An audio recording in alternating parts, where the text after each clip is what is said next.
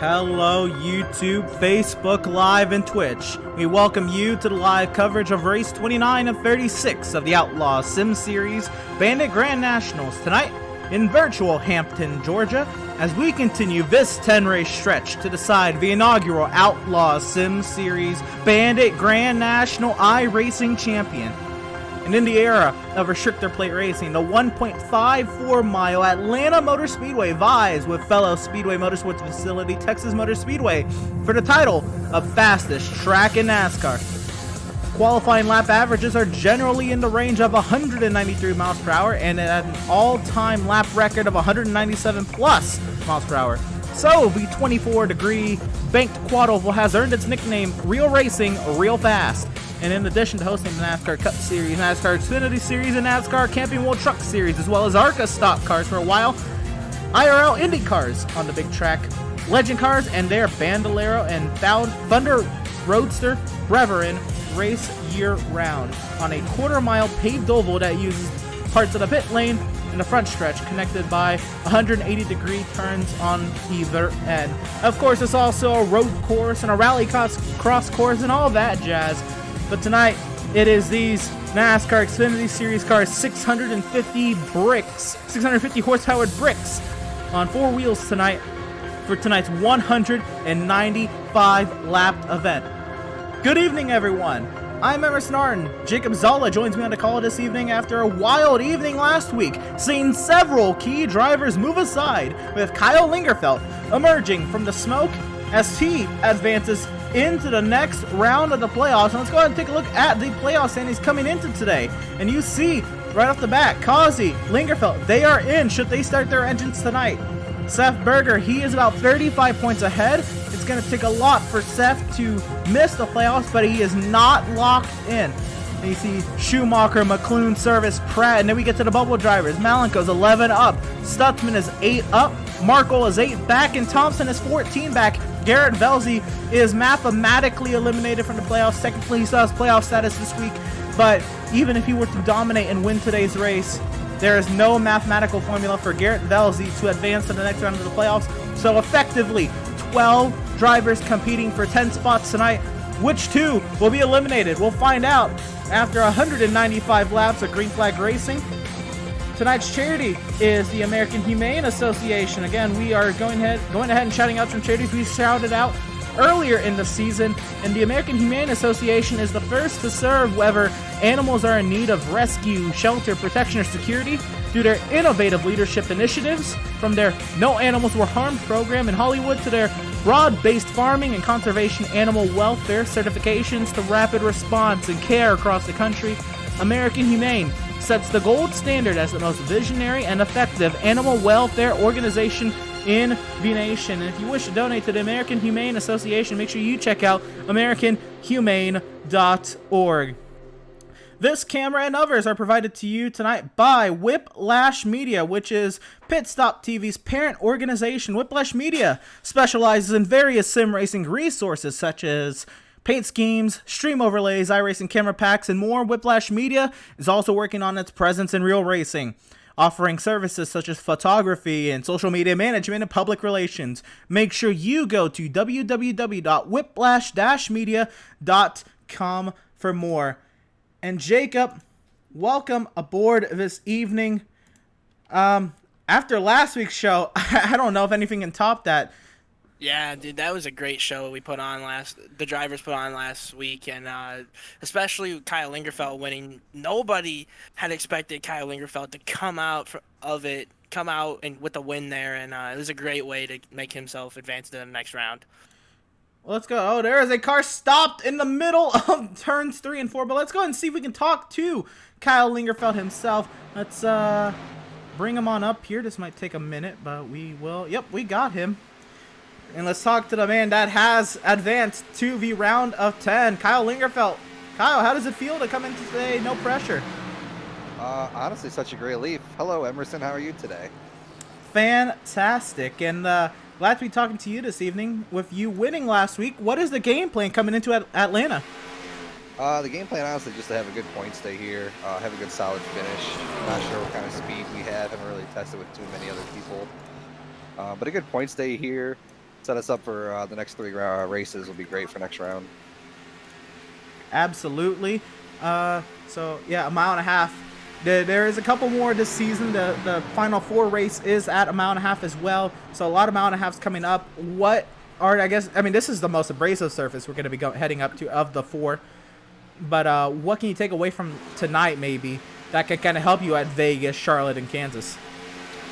It seems to be, as we kind of go to those tracks, the outside kind of becomes the place to be the more and more you run here on older tires. So this will be good practice to kind of run the wall some tonight and see how it handles in traffic up high. Right on. Jacob, you have any questions for Mr. Lingerfelt? Yeah, first of all, how you doing, Kyle? I'm doing pretty good, thank you, man. I recovered quite well from my party last Wednesday night. Yeah. I didn't get to say, first of all, I didn't get to say congratulations to you last week. So congratulations to you on the win at Martinsville. And, you know, it's Atlanta tonight. We go from a short track to a mile and a half. It's going to be big. How do you think the draft will affect any part of your racing here today? I'm not so sure about straightaway draft, but as much as I am corner side drafting, you can really feel the air on your rear end whenever someone gets right on your quarter panels throughout the corners, whether they're up high or down low on you. It really loosens up the car or tightens you up. So I feel like that's going to play a bigger factor than straightaway drafting as preferred to like Daytona or Talladega. And I know, I don't know if Emerson asked you or not, iRacing had updated some of the mile and a halves. How do you feel about being able to actually use the top lane here in Atlanta, or maybe use the middle lane? Personally, I love it. I wish more tracks kind of had this multi-groove feel like Atlanta does. And 1 and 2, honestly, in 3 and 4 as well, you can sort of just run any line as long as you're just not killing your stuff. Put down some pretty solid lap times. So it's really... Sorry, I didn't know.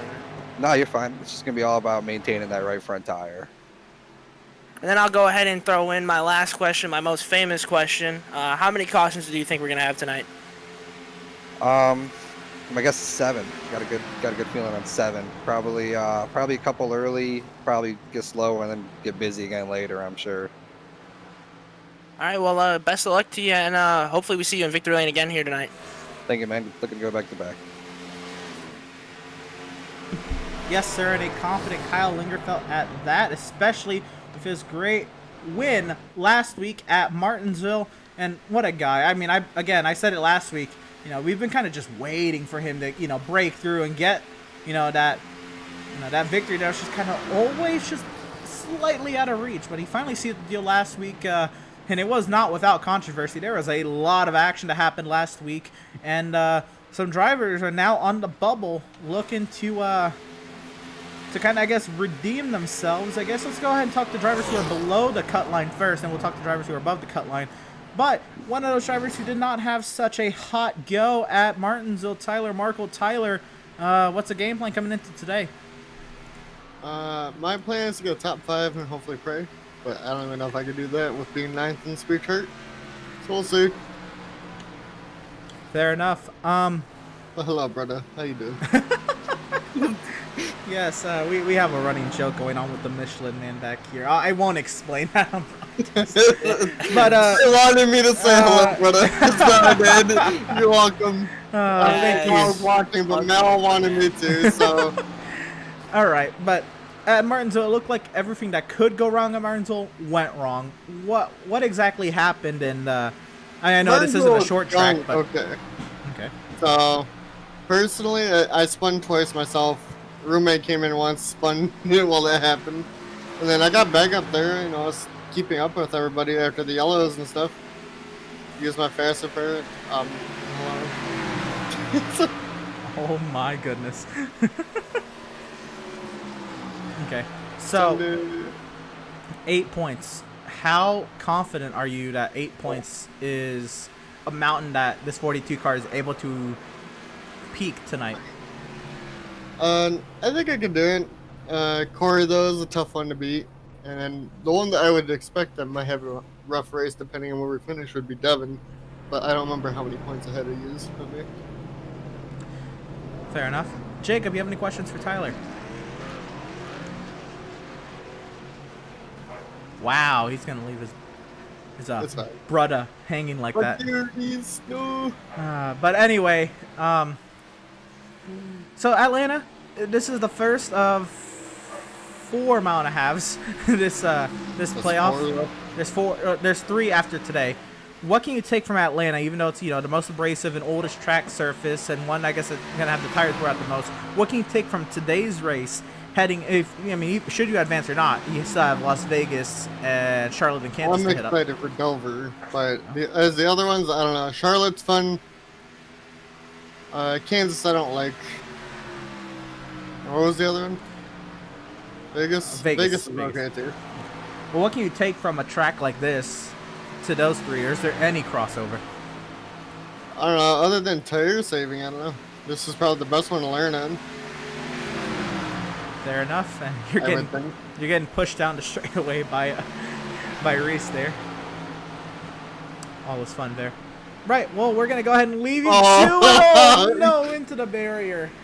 And I'm Do you have any questions for Tyler? Tyler, it's got 1 shot left, 1 chance to try and make it to the playoffs. What are you gonna have to do to it?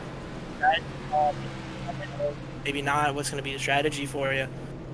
For me, as normal, I'm probably just gonna run out of gas, just because we only have a certain amount of tires here. Everybody's probably gonna try short pitting, but if we get those yellows, it's better to have the extra tires. That's personal versus whatever everybody else does. Right. Are you gonna try and save those tires, or are you just gonna run them out until you can? I'm gonna save, but I tried that in practice, and it was at 18% and 16-1. I don't know what I'm doing wrong. So. Right. Personally. One more question. How many cautions? I'm gonna ask my famous one. How many cautions do you think we're gonna have tonight? I think 3. Somewhere around that. I don't know. Like, if it gets towards the end, it'll be like possibly like Daytona. We get a bunch. But if we don't have one towards the end, I think it's gonna be a lot of green flag racing here. This thing's pretty good. Best of luck to you, man. Hopefully, we'll see you in the second round of the playoffs. Thanks. See you then. Hopefully.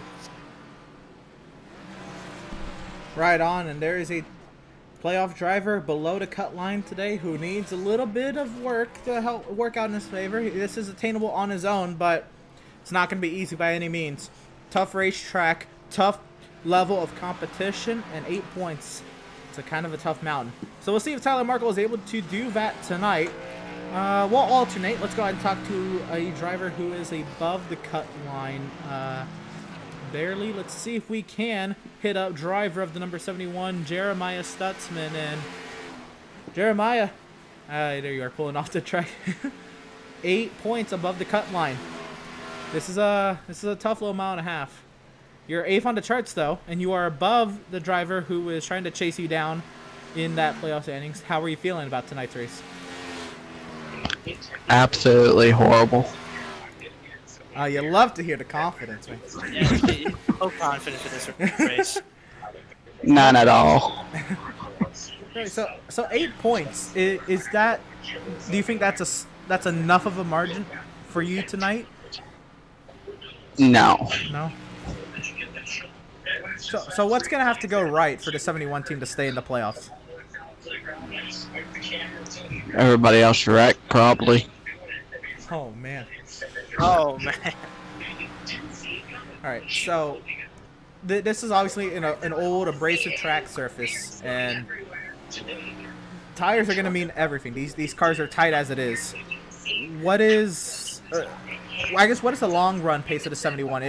Is there long run pace? Is it tires that are going to stay on the 71, or what? I guess what's the long run deal for you tonight? I wish I knew, because I can't make it more than 10 laps before I end up in the inside wall. Oh man, it's not looking good, but we'll see what happens. Jacob, do you have any questions for Jeremiah? Yeah. First of all, Jeremiah, how you doing? All right, I guess. This is Atlanta. I haven't got a chance to talk about this yet. You beat me on pit strategy at Auto Club. Is there going to be any pit strategy out of you tonight? I doubt it, because I figure everybody's going to short pit or whatever. Everybody's going to be pretty close. So I don't think it's gonna be much different. And then one more question for you. How many cautions do you think we're gonna have tonight? About 13. Oh, he's wow. a big baller out here. Wow. Yeah, I'll probably be in like 8 of them. Yeesh. That's very confident from the number 71 team. It'll be Martinsville all over again. I'll look like a joke. Oh man. Oh, Well, we don't want that to happen, man. yeah, we definitely don't. We want the best We'll for say you. wishing the best for you tonight. 8 points above the cut line. It's not a large margin, but it's a margin at a track that is. I guess there's a lot of control your own destiny tonight, and so do you feel in control of your I guess outcome for tonight's race? That's, I guess, as long as I can keep the car on the track, it's really all I can do. Fair enough. Well, we're gonna leave you to it. Again, 8 points above the cut line. Wishing the best for you tonight, and yeah, we'll see if you make it into the round of 10. Yep. All right, thank you, and y'all have fun up there. Thank you, sir. Oh, we will. As driver of the number 71, Jeremiah Stutzman, and I think now let's go and talk to another driver who is below the cut line. Let's see if he's in here. I believe he is. All right, driver of the number 89, Kevin Thompson. Kevin, 14 back of the cut line. That's a steep mountain. What's gonna have to happen for you to make it into the next round? Get some home cooking. Home cooking. Yeah, just race race the track and not everyone else, and keep the tires underneath the car. Hey, fair enough. I do like the. I guess the meaning behind this. I mean, what? This is. I'm trying to remember. I'm trying to recall. Yeah, this is a home race for you. What does it mean for you to be running here at Atlanta? Oh, it means a lot. I came to 3 to 4 races here, and my all-time favorite race is 2001, Kevin Harvick, Jeff Gordon. Were you at that race? Oh yeah, I was there. I was there when Wow. I was there when the backstretch had grandstands. Wow, that's crazy. I don't know if you know, but my favorite driver is Kevin Harvick. That's cool. So that's pretty awesome that you were there for one of my favorite drivers' greatest moments in his career. Oh yeah, it was a really good race. I remember straight. The side-by-side racing and the top line where he passed them at the start-finish line. It was a real good race. Right. So you coming here in person, I noticed in sim and everything, but you kind of got to see a little bit firsthand to see like how just hard these drivers are having to wheel these things. Is there any, I guess, advantage or anything you picked up from visiting this track in real life that you can bring? I mean, this is a scanned, complete scanned version of this track, but I don't know. How do you feel? Does it help you in any way? And a little bit watching the races here, but just you can't tell a difference without being on the track driving a car around here. But this is a sim and it's different than real life, to somewhat. For sure. So, running, the Georgia livery tonight, home track tonight, needing a lot to happen. Just what would it mean for you to maybe not even, win, but to just make it to the next round with a good run here tonight? What would that mean? It would mean a lot just to keep going and to stay alive in the playoffs. But if not, I'm still learning. It's first year. I'm happy that I'm in the playoffs. Just keep fighting and keep running what I'm doing. Absolutely. Jacob, you have any questions for Kevin Thompson? Sure, Kevin, you're a little down in spirits right now, but it's your home track, Atlanta. Now there's some multi-groove racing. What line are you going to be looking at using throughout this race? Middle in 1 and 2, maybe top in 1 and 2, bottom in 3 and 4. It'll be an interesting line, and hopefully you can save some tires and maybe get up there. I'll ask one more for you, and then we'll let you go get back to doing what you're doing. How many cautions do you think they're gonna be tonight? Hard to tell. May 4. There might be one on the restarts because you can spin tires here. So I say Oh, go ahead. yeah, I say 4.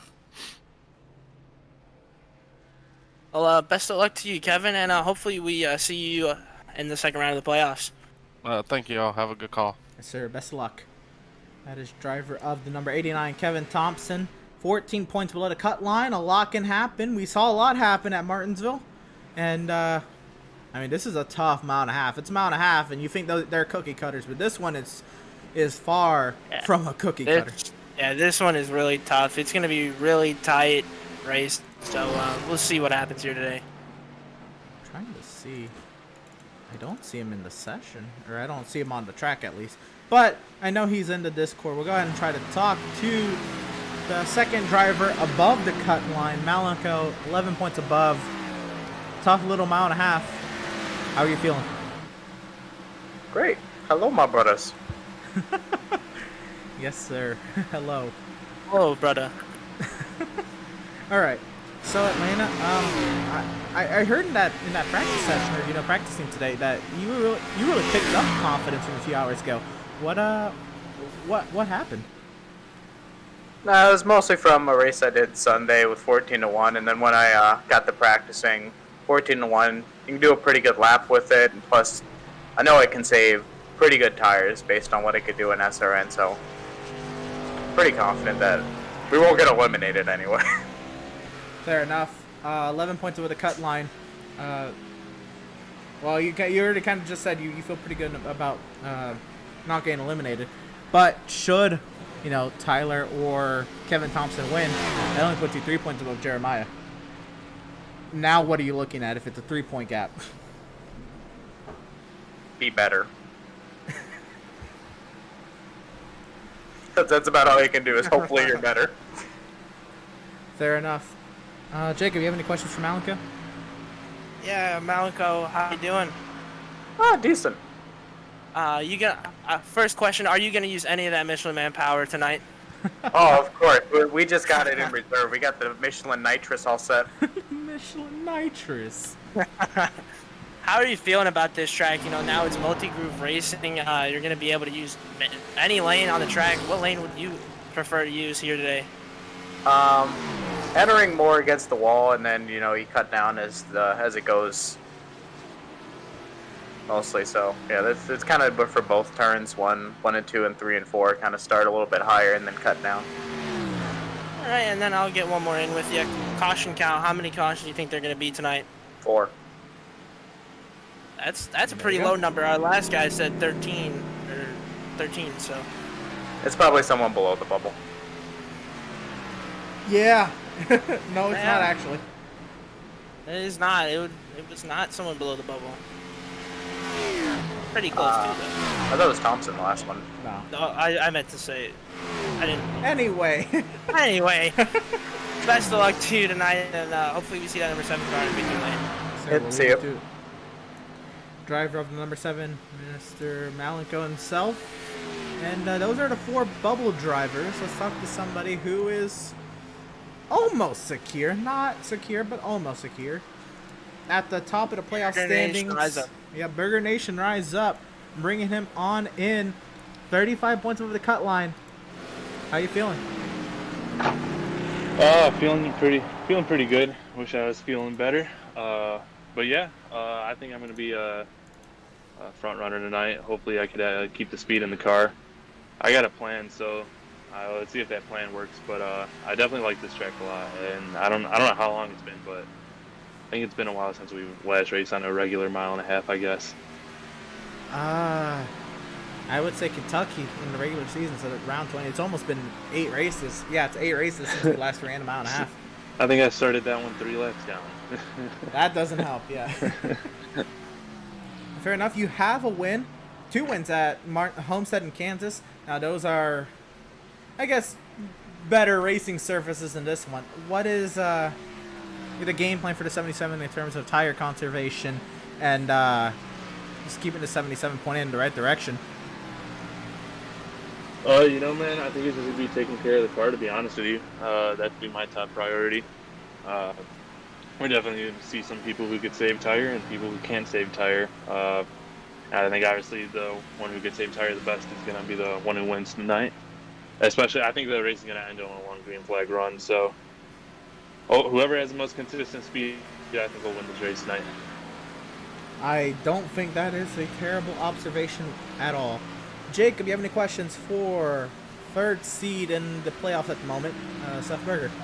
All right, Seth, how you doing, man? Doing good, man. How about you? I'm doing good. So going on to next week. Next week is Las Vegas. Are you going to use anything from what you learned here tonight? Because those Atlanta and Las Vegas are almost similar. Are you going to take anything from Atlanta to use next week at Las Vegas? I don't know if you really can. I mean, probably tire conservation. You're definitely gonna learn how to save tire at this track. I feel like, which you could bring over to Las Vegas. But I mean, they're totally different tracks. I don't know if the last no, my bad. I was practicing Las Vegas a while ago, and I think that was before the last update for new tire model. So yeah, it's definitely be a totally different race in Las Vegas. So nothing much to learn at this track besides saving tire. And then how many cautions do you think we're gonna have tonight, Seth? Looking in. I'm gonna go with 4. That seems to be where everybody's around right now. 4, unless you're Jeremiah, then you say 13. No, But, not at all. But best of luck to you in that number 77 machine. Hopefully, Burger Nation can put it in victory lane here tonight. All right, yeah, for sure. Thank you, and let's go Burger Nation. All right, and that is driver of the number 77, Seth Berger, who is currently top of the practice charts right now. 2.5 minutes left in practice. Let's go ahead and take a look at the chat real quick. And shout out everybody if you're in the chat. Go ahead and comment on down. Brandon Richardson from Facebook says, "Get him, Kyle." It's Forrest says, "Room." Landon says, "Good luck, fellas. Rooting for the 77 and 17. Mark Berger in the house, rooting for Seth, says, "Go number 77. LWI in the house. And Dan Park says, "Go Swift Racing." So appreciate all of you for tuning in tonight. 2 minutes left in practice. And, all right.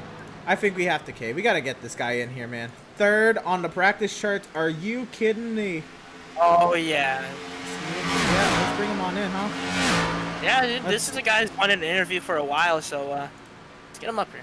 Well, you're third on the practice charts, Farron. It's your moment to shine, man. How you feeling? Don't put that kind of pressure on me. Oh, boy. Don't put that kind of pressure on me. Hey, as far as you know, we have the power of the Michelin Man, so I think you're all right. Oh, And good. the last time one of you guys thought good about me, I reckon. So. Hey, man, we're not in control of your race. True. I'm not in control of my race right now. Oh, man.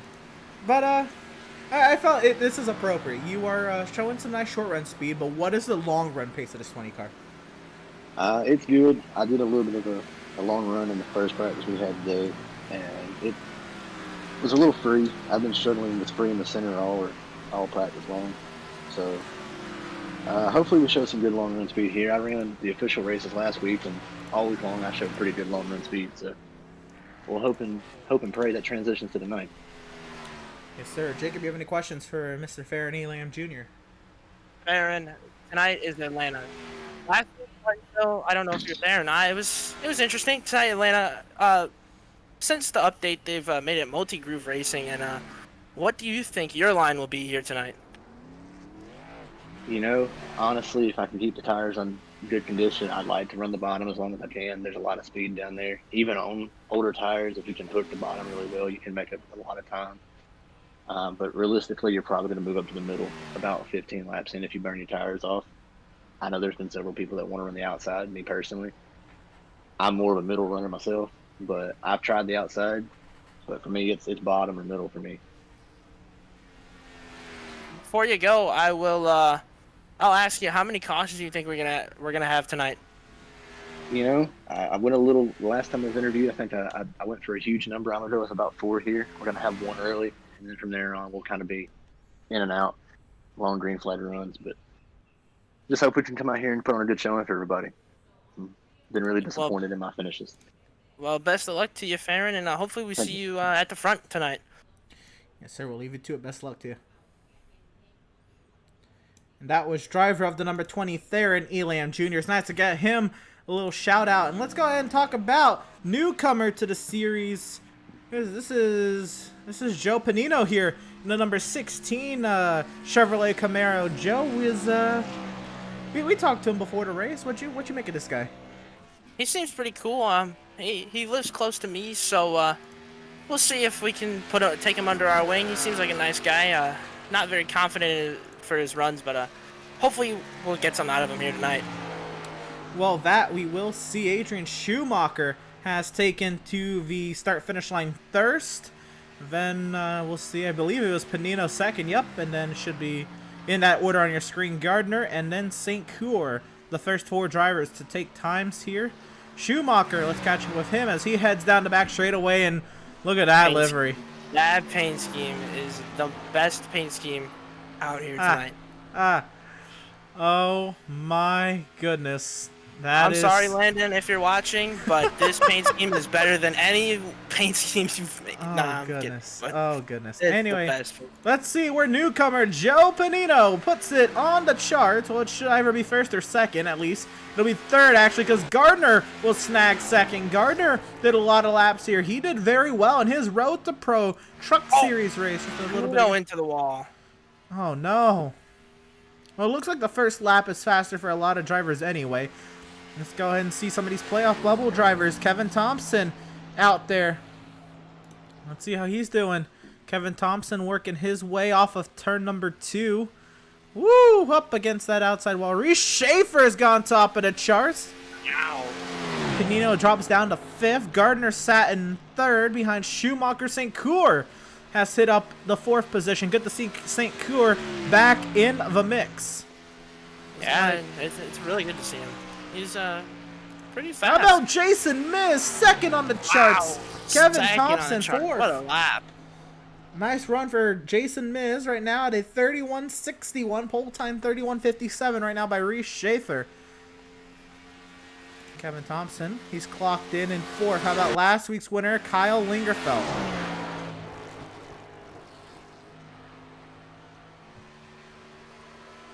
Will Lingerfeld have anything to say about Reese's pole time? This lap looks pretty slow. He's probably putting all his eggs into the next lap. But Lingerfeld goes 8th on his opening lap. Holt moves up to 3rd. He was not able to top Jason.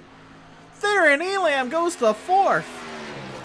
What a lap from Elam. Really? Oh, Lingerfeld into the wall. That'll end any chances for him to make up any time. There's Malenko. Malenko puts it 6th quickest. Setzer's gone on the charts as well. 7th quickest for Matthew Setzer.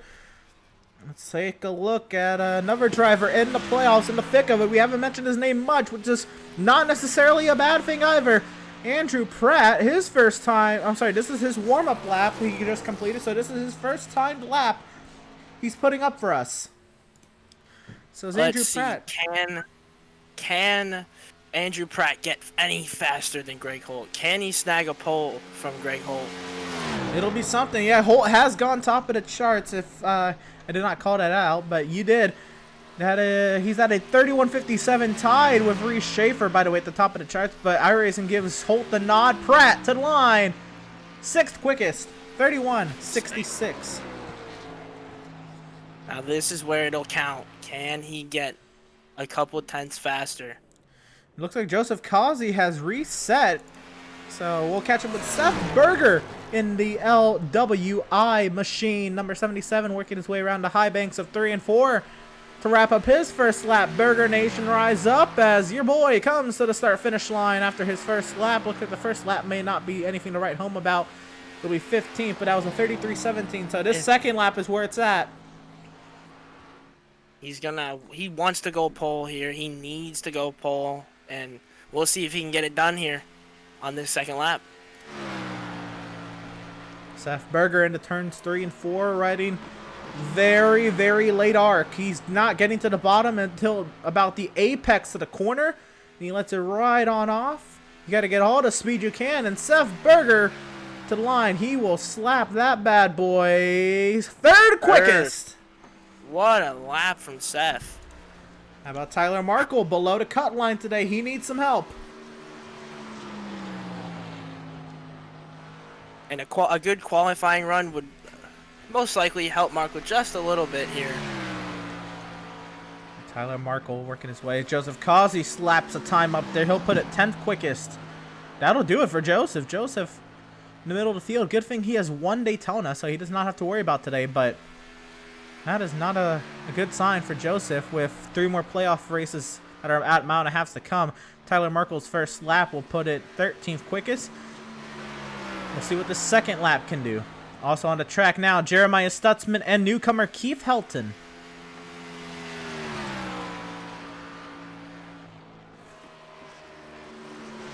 We'll catch up with them as they're on their warm-up laps. So Tyler Markle wrapping up his second lap time. It will be for the number 42.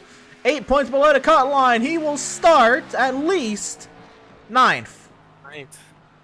Got it right into the top 10 on the inside, right where you want to be. The other driver on the other side of that cut line, 8 points above Tyler Markle, is the 71 of Jeremiah Stutzman. He comes out for his warm-up lap. This is an important one. Where you start could make or break your race. I did a league race at Atlanta last Thursday. I had a bad qualifying effort. I got into some action in the back of the pack on lap 8. It ruined my race. So you really need a good starting position. And I had a fast repair. These guys don't have fast repairs. Yeah, starting up front would be nice for any driver. That's exactly where you want to be. Keith Helton! That's a third, the newcomer. Wow, what a fast And run he's still got a for Helton. second lap. Jeremiah Stutzman's first lap. 16th quickest. We'll see what this second lap can do. Catch up with the newcomer, though. We'll give him a little TV time riding third.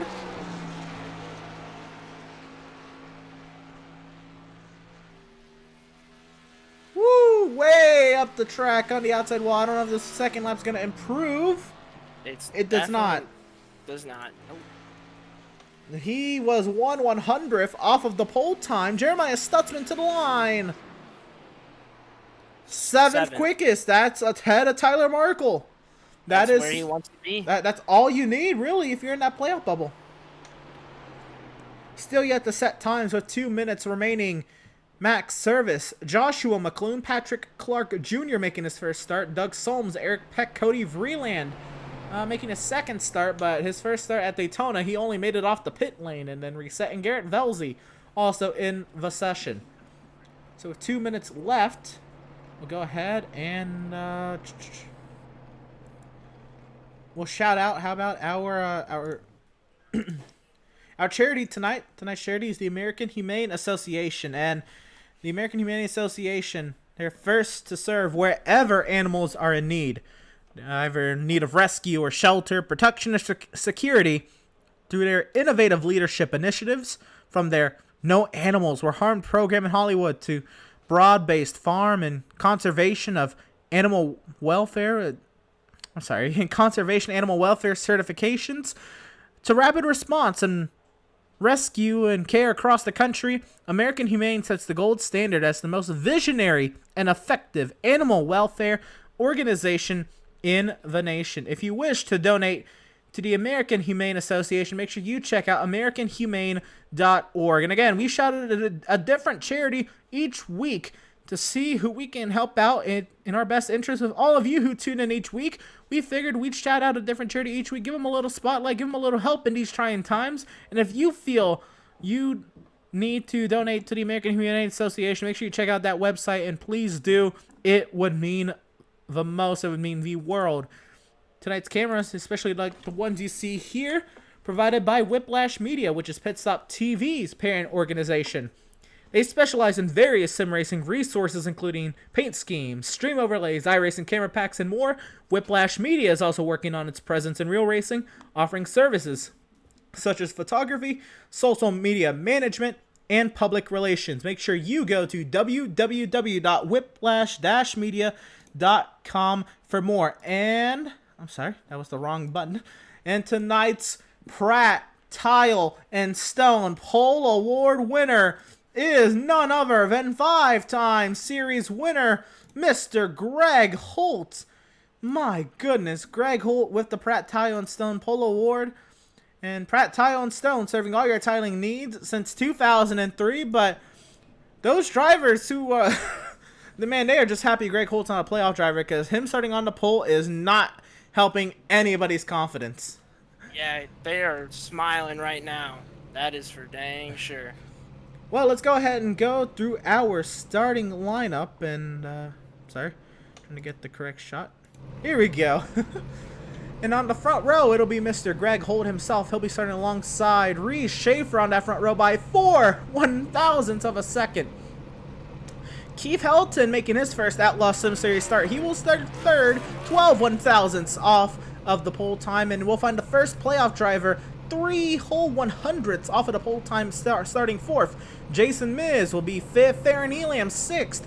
And the second playoff driver is Jeremiah Stutzman in seventh. He'll be starting alongside Devin Smith in 8th, Andrew Pratt 9th, Malenko 10th, Marco 11th, Matthew Setzer in 12th, and in 13th we will have Joseph Causey. Jacob, take us through 14th to the end. 14th, we will have Adrian Schumacher. 15th, we'll have Kevin Thompson. 16th, Andrew St. Cour. 17th, Adam Gardner. 18th, Kyle Lingerfeld. 19th, our newcomer, Joe Panino. 20th, Joshua McClune. 21st, Eric Peck. 22nd, Garrett Velzy. 23rd, Doug Solms. 24th, Doug Vreeland. 25th, Max Service. And 26th, Patrick Clark Jr. So that is our grid for tonight's race. Let's go ahead and take a look at our race info tonight. And this 1.54 mile track, that graphic is wrong.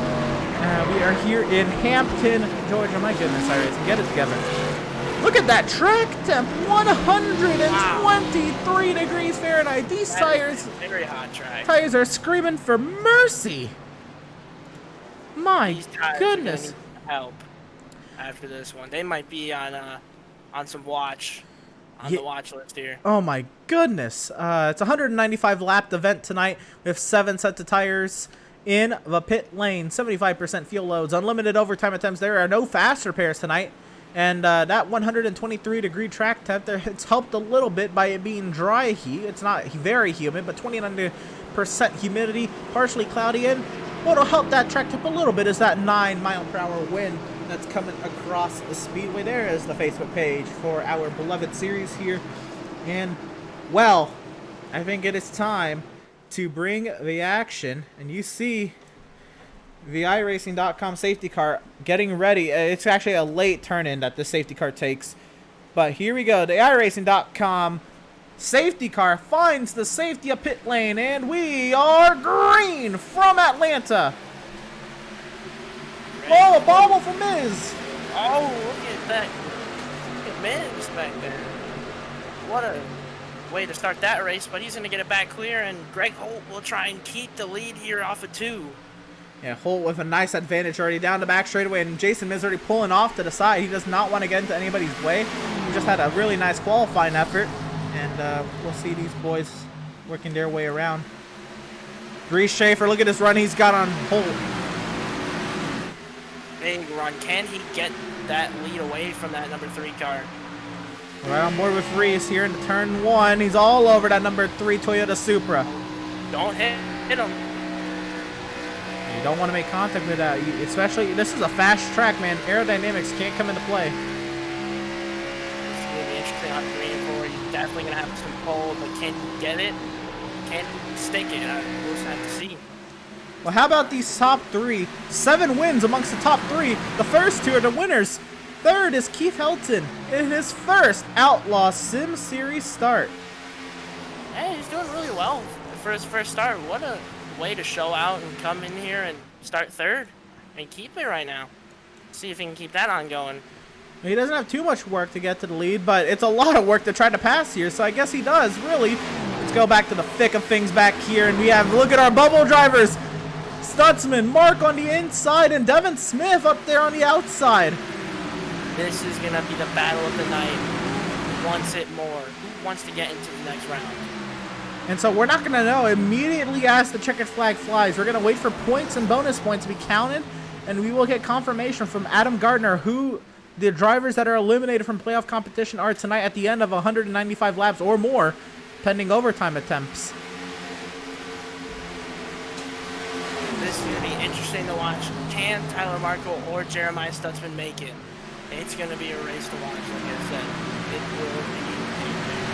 Devin Smith committing to the outside very early here tonight, trying to keep those right front tires under him. If you keep it on that outside lane, though you travel the longest distance, you are not putting any stress on that right front tire, very little stress on that right front tire. And how about, they're about to go 3 wide here with Malenko and Thompson, all tight. Really close racing here at Atlanta. Oh, I think something got hit back there. McClune, he holds on to it. My goodness. Malenko almost caught something there, but a great way for these drivers to not get a little nervous and keep it going. Setzer, he is hungry to find his way around this 7 car. Setzer. Sorry, that's the wrong driver. Matthew Setzer, though, is our all-star race winner this season. Look at his backstretch. What a camera. Beautiful camera from Whiplash Media there. Malenko and Setzer going at it here for the 11th position. Setzer with the advantage off of 4, but can Malenko get the run off the corner? We'll have to see, wait and see. Can he No, get it Setzer back? clears. Setzer clears him. He Wow. is way out there. Back up front, Greg Holt, Reese Schaefer, they're pulling away from Keith Helton, but they're not pulling away from each other.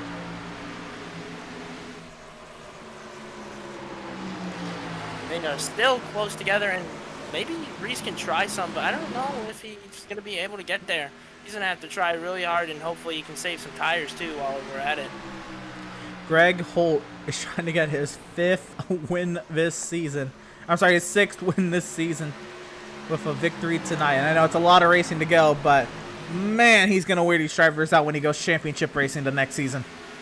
Yeah, he definitely will. He's going to be a hard competitor to beat. He's really fast, and we'll see if he can get it done here. Still a lot of racing left to go. Farron Elam Jr. riding in 5th right now, right ahead of Tyler Markle. Tyler Markle, by the way, let's take a look at what's happening back here. You know, he is in 6th. Jeremiah Stutzman is in 8th. This is already the first step to Tyler Markle trying to close up that margin. Any position matters for these two drivers here tonight. Can they get it done? Can one of them make it in? We'll have to find out. Yeah, Tyler Markle, he needs, well, right now it's 6 points the margin.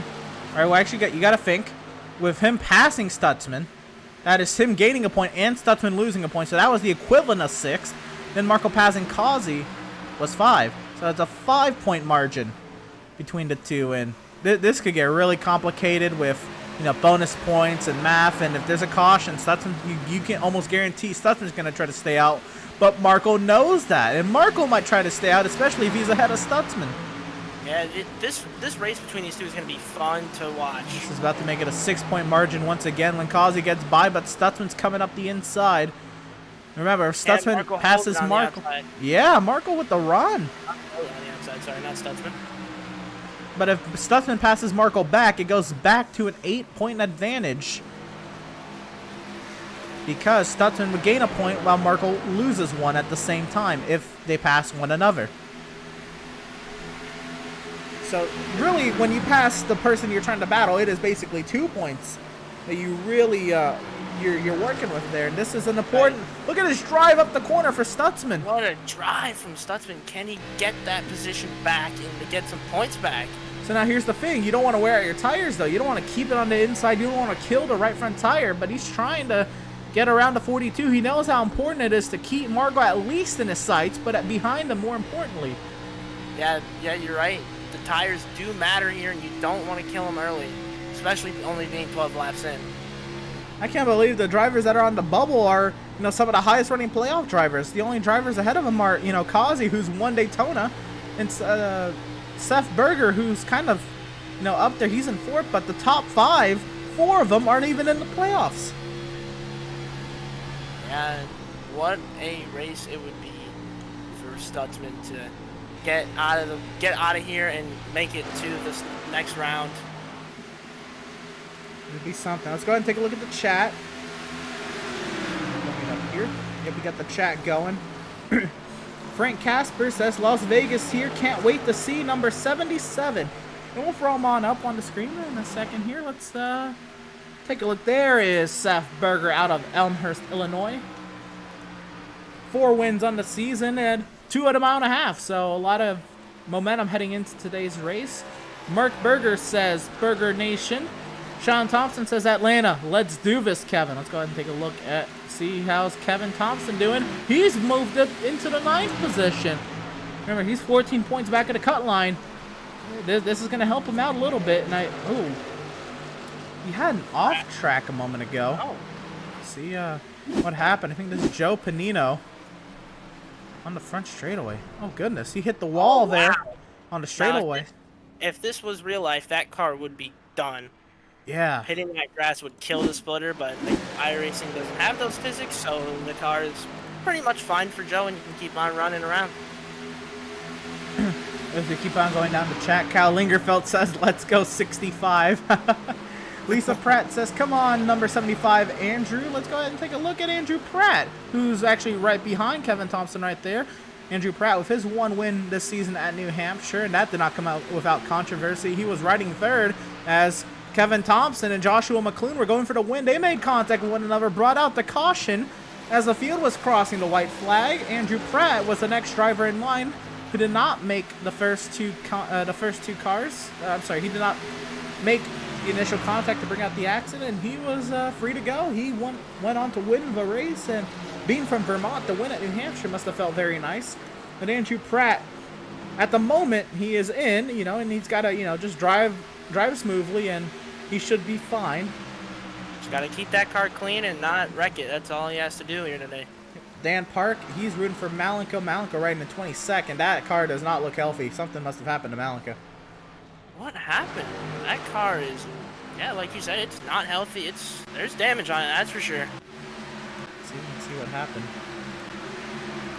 It's getting past big time here.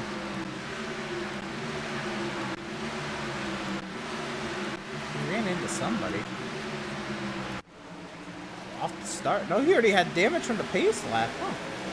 I don't really know what happened to Malenko, but he's got some damage, and he's riding in 22nd now, trying to catch up to Doug Solms for 21st. And he'll continue to do his own. This would be a bad points day for Malenko, where if this race were over right now. Oh, Joe Panino on the inside. What happened? Oh no. Oh, and is he done? Is that it for Joe? I don't know. Let's see what happened. Oh, he spun on pit exit and just kept it down in the grass. Wow. He just took the toe back. Did not want to bring out a caution. Good on him. But let's remember, Malenko, he's 11 points above the cutoff. He's down in 22nd. And Tyler Markle is up in 8th. Malenko, at the moment, is out of the playoffs. What it would be for Malenko to, miss the playoffs and then Tyler Markle make it in. It would be something, but it's a long race. Malenko's got to keep his head on straight, and he'll have something to say. He's got to, work his way past Doug Solms. This will help him out a little bit if he can complete the pass here. How about Doug Solms? And that's a different livery. We're used to seeing him in in a Canadian Tire livery, and it's still a red and white car back there. But let's see. Look at that for Doug Solms. Yeah, that's a nice livery. I really like it. That's a beautiful paint scheme. Doug Solms from Haleybury, Ontario, Canada. This 2 top 10s this season, Legacy Pocono, and the second Daytona race. Doug Solms holding his own in 21st. More on the chat. Dan Park asked what happened to Max, and oh man, I don't know what happened to Max. He's not. Yeah, what did happen to Max? Oh no, this is huge. Oh man, this is Max could be falling out here. I'm going to take a look at the playoff standings again. Let's actually bring them up as we're talking about them. Take off the ticker for the time being and look at his standings. So Max Service, he is 22 points above the cutoff. So he's going to need some external help. Right now, with where Markle's running and where Thompson's running, Max is in barely. But he doesn't need Markle or Thompson or Stutzman or Malenko to lead laps or anything like that. He needs them to just kind of run where they are and let things happen how they should. Max will still be in if things, don't. If Markle or Thompson wins this race, now we're singing a different tune for Max. Max will be might be out of the playoffs, or will be. Yeah, this is huge. It's huge. Don't really know how this is all going to shake out for Max, but these are the playoff standings coming in today. By the way, these are not updated with what's going on the track right now. You see, Malenko came into today's race 11 points to the good. And again, Markle running in the 7th position. There he is, running in 7th, with Malenko in the 21st position. That is 14 points to Markle's name, which, with Malenko's 11-point gap to the cut line, that puts Malenko now into the hands of Stutzman, where he's only 3 points ahead of Stutzman, and Stutzman's in 6th. So right now, Malenko could be singing a different tune. Max, they were talking about how Tyler Markle might be the one to miss the playoffs, and yeah, now they might be the ones, man. Yeah, there was talk about that, and yeah, now looking at it right now, if the race were to finish right now, they would be the ones to miss the playoffs. I don't know how the map would check out for Max, but I know Malenko would be on the outside right now. But I'm not entirely sure what happened to Max. He missed the start along with Vreeland and Patrick Clark, who was supposed to make his first start tonight. Did not take the green, so I guess technically he still has yet to make his first start. He'll be scored as if it was his first start, but Seth Berger, by the way, has taken over the race lead. And wow, did Seth Berger just drive and pass? Seth Berger's the lead. Wow. Is this Greg Holt out of tires? Let's see what happened here.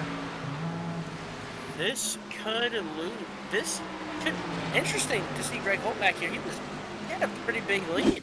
Well, let's see what happened. How this pass happened. Seth just kind of drove up here and took it. Oh, I'm hearing word over the phone that there's a caution coming out here on the speedway. Caution on the speedway, huh? Trying to figure out what happened.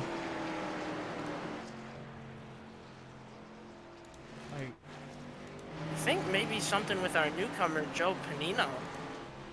Not too sure. Let's see what happened. Oh, he spun up the track. Back here. He's off the track though, so I don't know what could have happened here.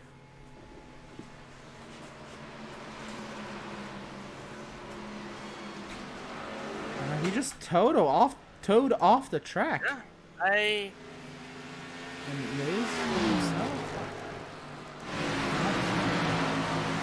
really know what the caution is for if you want to go investigate. I guess Malenko, because he didn't know if he fully spun or not, so I guess Malenko said, I think there's a caution, so the race control can look at it. And I guess they threw a caution. Oh, there was a little incident before that where Malenko got into the 16. Okay, let's see. Right into the entry. Oh, the 16. What? Oh, wow. Oh, wow. Oh, he went up the track right in front of Malenko. Yeah, I think they were saying that he had a problem with his wheel as well, so that might have caused him to go off the track. That makes a little bit more sense. Let's see what I happens. was the first off. I was like, what was the caution for? Now I can see it. Remember, the 16 has fresh tires. Malenko, he's been out here for 20-something laps. And he's on the inside, and I don't know if that's the wheel. I don't know what happened. I have no idea. Because it didn't look like... Wow, it didn't look like anything with the wheel, but... Well, Malenko will not get advantage out of this caution since he's going to be at the rear. Other than he'll get caught up and I guess the damage repaired. But right on schedule, Jeremiah Stutzman add a bonus point to his name. He's staying out and leading. He's going to come in and probably pit this upcoming lap. Or stay out for this restart to ensure he leads the lap. Because you got to make sure he's the first one to cross the line. Right. He does not get the lap lead point if he does not officially lead a lap in timing and scoring. Seth Berger is the race leader off of pit road. What a race right now. You didn't expect to see Malenko in the back and Max Service having a problem, and now Marco and Stutzman might have a chance at it. I think Seth just drove up and caught Holt. Here's the lap that Seth Berger caught and passed Greg Holt. He just saved tires, and Holt, unfortunately, didn't. This is wild. He just ate him up like Seth pitted. Yeah, I was gonna say that lead for Greg Holt was out there, and Seth ate it right away. Wow,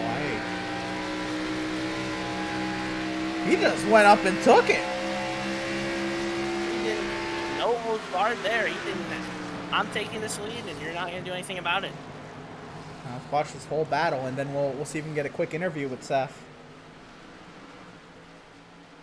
And there he is, and now he cleared Holt and took it. And there he is on the back straightaway. I know we just interviewed him in practice, but I do want to. I want to know what happened. Yeah, I do too. Seth, what was that run? Hey man, I got a game plan. I see that. We thought Holt was gone, and you changed that narrative right away. Man, that's what happens when you got a strong desire to win. I got my sister at home watching this race, so hopefully I could win for that. And obviously, for obvious reasons, last week I was hunting them down. Absolutely.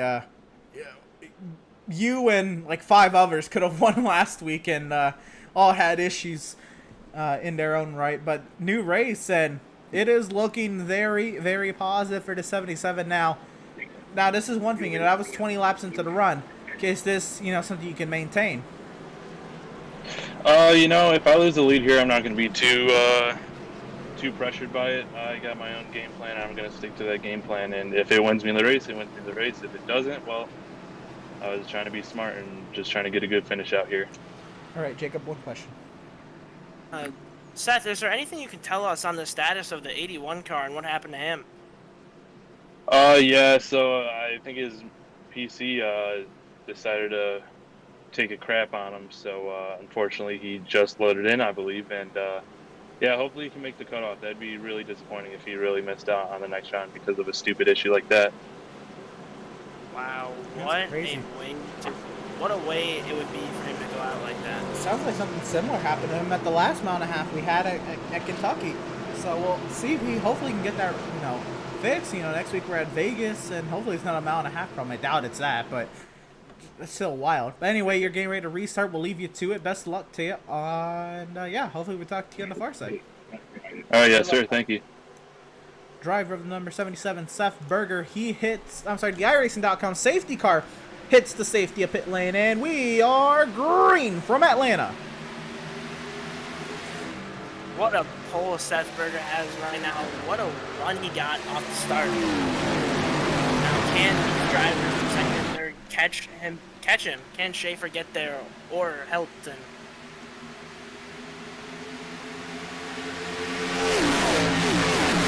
Roar down the back straight away.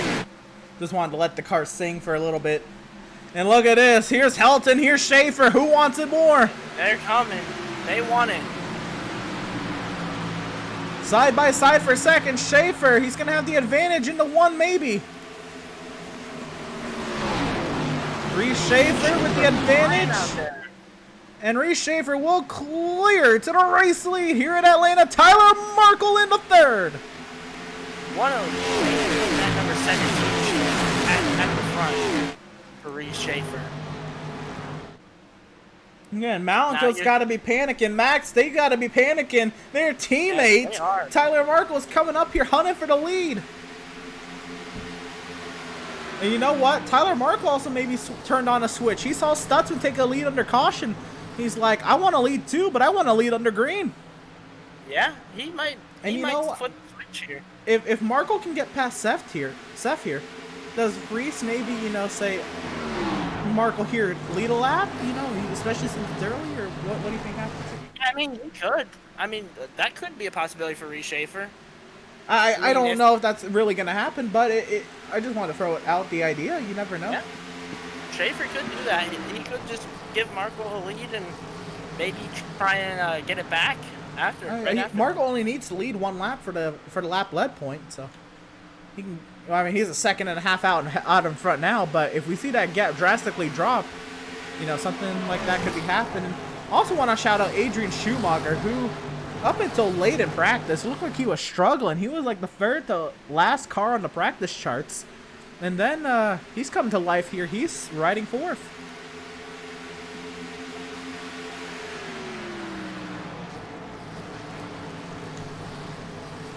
Kyle Lingerfeld, last week's winner, riding in fifth, and remember how this race started.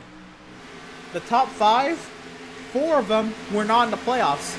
Well, now the top 5, 4 of them are in the playoffs. Wow, what a run these guys are having right now. Somebody flipped the switch or something. Greg Holt, by the way, I don't know. Did Tyler Markle get on some turbos? Did he get some nitros in there? Greg Holt's in 17. Not looking good after don't that really know great what's first run he happening. had. Yeah, that's crazy. Yeah, Tyler Markle. Yeah, he's pulling away from Seth now.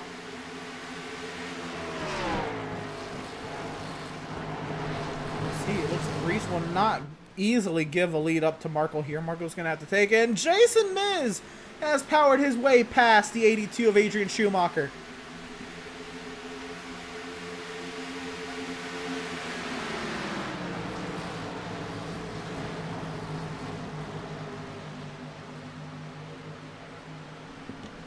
Kyle Lingerfeld now holding on to that 4th position right now, but Jason Miz, he's looking for to make something of this race, man.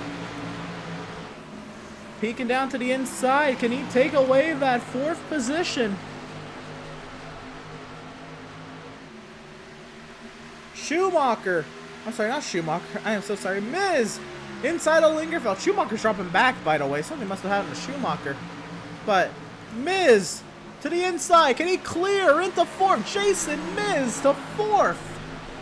Wow, look at Miz flying out here right now, getting his way up to 4th. Can he keep getting those positions? Schumacher dropping like a rock. He was 5th. Right now, all the way down to 11th and continuing to drop down to 12th. Make that, how about holding. Looks like he'll hold on to 12th maybe, but something to miss on the 82. I wonder what is going on with this car right now. Maybe he used up tires or something. I don't know. He's dropping quick. Yeah, he went from 5th now to 13th. Make that 4th. Well, no, not 14th. That's not a position there. Max Service, he is 27 laps down. I don't think Service will be getting 27 laps back here tonight. You never know. You never know, though. This is true. Reese Schaefer out in front here, trying to get his 3rd win on the season. His 2 wins this season, mile and a halves. Yeah, Reese Schaefer is really good at the mile and a halves. He's talked to me about it, and mile and a halves are his tracks. So to see him leading up here is not a surprise to me. Oh. Not only that, he's leading by 2.7 seconds. That's another thing over a playoff driver. Yeah, he is, and he's doing really well at it. Now, if Tyler Markle does catch you, like you said before, would you give him the lane? I might. I would. I would give him the lane. I wouldn't pin him down or anything. No, yeah, I wouldn't pin him down. Especially, you know, Reese isn't in the playoffs, and you know he's kind of aligned with the Swift cars, so I mean, just I'll give you the lane. I'm not going to pinch you down or anything. I'm not going to give it up. I'm not going to pinch you down. And if you can get by me, then you get by me. But again, Jason Miz pulling away from Lingerfeld and looking to catch up to Seth Berger. What a run. Miz putting something in that Bass Pro Shots machine right now. He's flying out there right now. Trying to get that thing to hook up, and if you get out the throttle out of 2, it is so tight in these cars in turn 2, man. I tell you what, These cars are really tight. If you're in that outside lane, you want to let off the throttle on corner entry and try to get it down to the floor, but a lot of the times, especially on, fresh tires, turn 2, you have to flip the throttle on exit just to make the corner. If you're on the inside, you got to get it down there and have the car rotate. But right, that's part of the multi-groove racing. You can run the outside, make speed. You can run the middle, make speed. You can run the bottom, make speed. But where are you saving tires is another thing. Yeah, tires, like you said, tires are all. You need tires. You don't want to use your tires too early and run them out and then lose all the positions you just gained. You got to save those tires. How about here? This is Farron Elam on Keith Helton. They're to 6th position in St. Coeur. Making a nice little run. St. Coeur and 8th. How about Lingerfeld getting back to Miz here? And this could really jumble things up. These 5 cars on screen. 4 of these drivers not in the playoffs. The 5th one, he's advanced. So, really, all 5 of these drivers, they're all just kind of here. Yeah, they're just chilling and they're just trying to get positions and maybe get some extra points. Yeah, Lingerfeld, especially, just get those bonus points. But everybody else, they're still racing, for 5th in the standings. Because when you get eliminated from the playoffs, you lose the points you gained on the playoff reset. Those get taken away. Your playoff bonus points get taken away. So yeah, you're still fighting for 4th in the standings, and Miz can very well be going for that. I'm sorry, 5th in the standings. 5th in the standings. You're all good. Mistakes happen, and you gotta fight, and gotta keep it up there to get something done.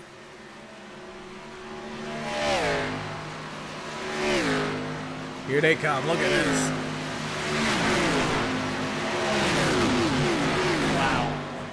What a camera angle. Andrew Cardinale is the guy who makes these cameras, and he really does have an art when it comes to these sim racing cameras. He knows what a good TV camera can look like at all sorts of tracks. Yeah, he does a really good job with his cameras. The effects, just slight effects, but to, give a little haze. The cars are a little, emphasis. The cars these are amazing. Again, if you like these camera packs, or you like camera packs similar to these, or you want camera packs similar to these, you can check out Whiplash Media. Pitstop TV's parent organization, Whiplash Media, specializes in sim racing resources, paint schemes, stream overlays, iRacing camera packs, all that jazz. Whiplash Media is also working on its presence in real racing, offering services such as photography, social media management, public relations, and all that. Make sure you go to www.whiplash-media.com for more. And Farron Elam on Kyle Lingerfeld here. This, a battle for the 6th position. Look at Farron Elam running up front so far this evening. Ooh, sliding really up doing there. well in that 20 car. Oh, and he gets the position. Yeah, he got 5th. Now can he track down the 4th place driver of Keith Helton. Keith Helton? Yeah. So let's talk about what's going on up front now. Reese Schaefer, remember, he had a 2.7 second lead. That's down to 1.5. Tyler Markle's catching. Him. And Seth Berger, he's not really caught Tyler Markle. Markle's actually still gaining at 1.4. Well, it's staying stagnant down to 1.3. It's just sticking around that margin. So Markle could take away this lead and still, have something to say about Seth. If Reese, has burned up his stuff. Maybe Reese just hurt us, though, because their lead has stayed 1.5 that lap. Reese trying to get it done here, but Tyler Markle looking really fast. It would be cool to see that number 42 back up front. We haven't seen that number 42 up front in a while. So see if he can get a lap light in. We're starting to think here. Last pit stop was lap 28 under caution, add a couple laps. Make it lap 30, basically. When do we get pit stops? They have 7 sets of tires, so make it 8 equal stints.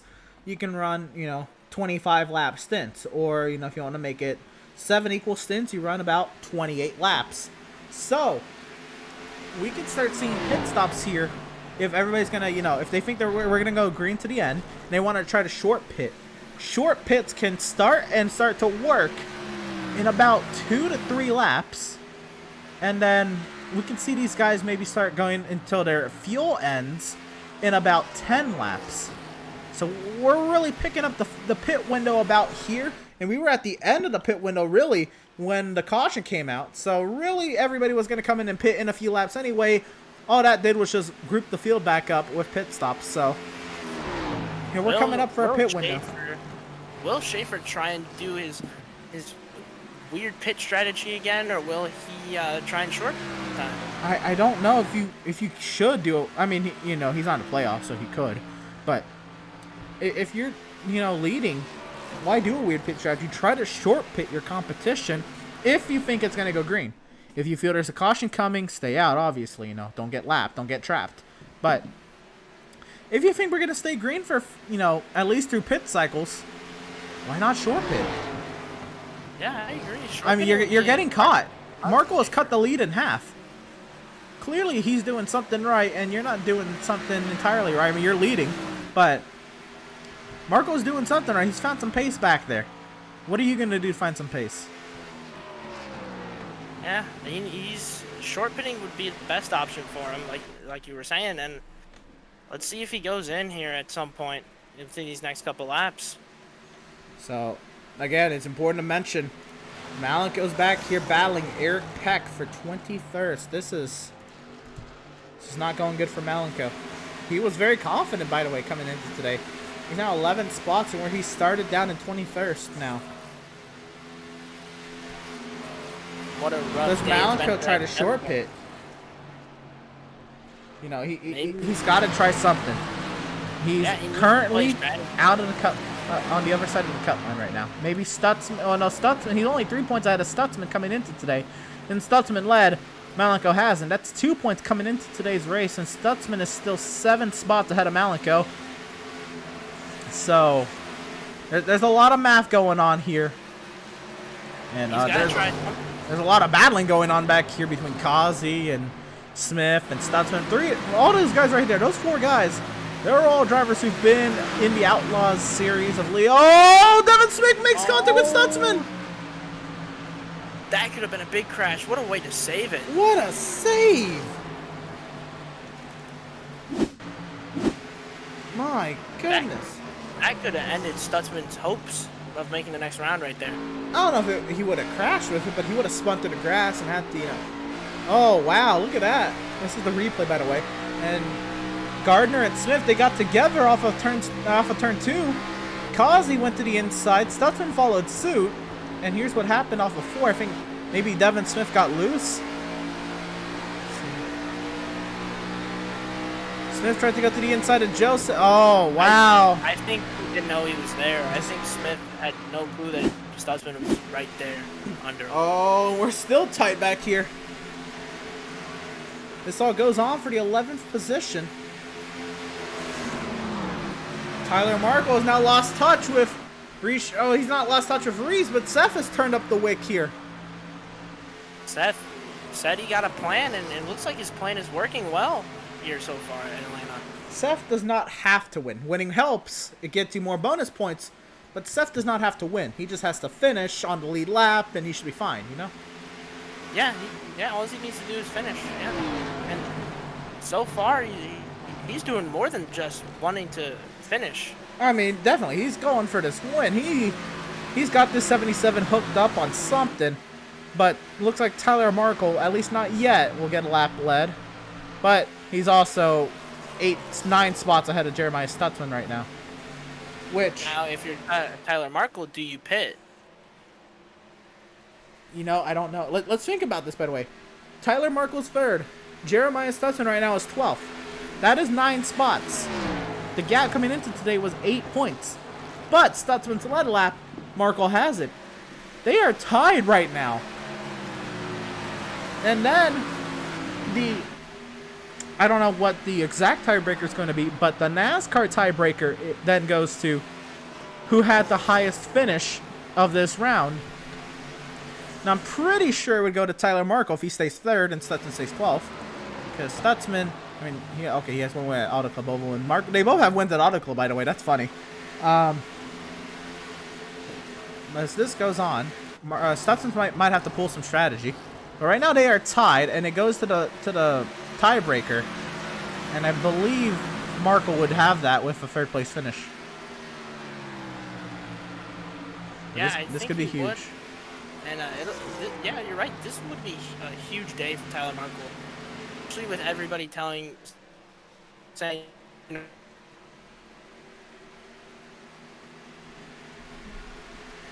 Looks like we lost Jacob there for a second. Oh, did we get him back? I think we did. Yep, he was there. But yeah, anyway, this gets really, really technical, and we're now into this pit cycle now. I mean, when do we see pit stops, man? We have. Yeah, we have. We're in it now, and Seth is there. Does Reese maybe get passed by Seth here, and then pit as soon as he gets passed? That could be the call for Reese Schaefer. I don't think that's a bad call. Yeah, it's not too bad. Or call. does Seth catch him and then pit? to kind of force his undercut and then force Reese to pit. Yeah, I mean he could. That would be a smart move from Seth.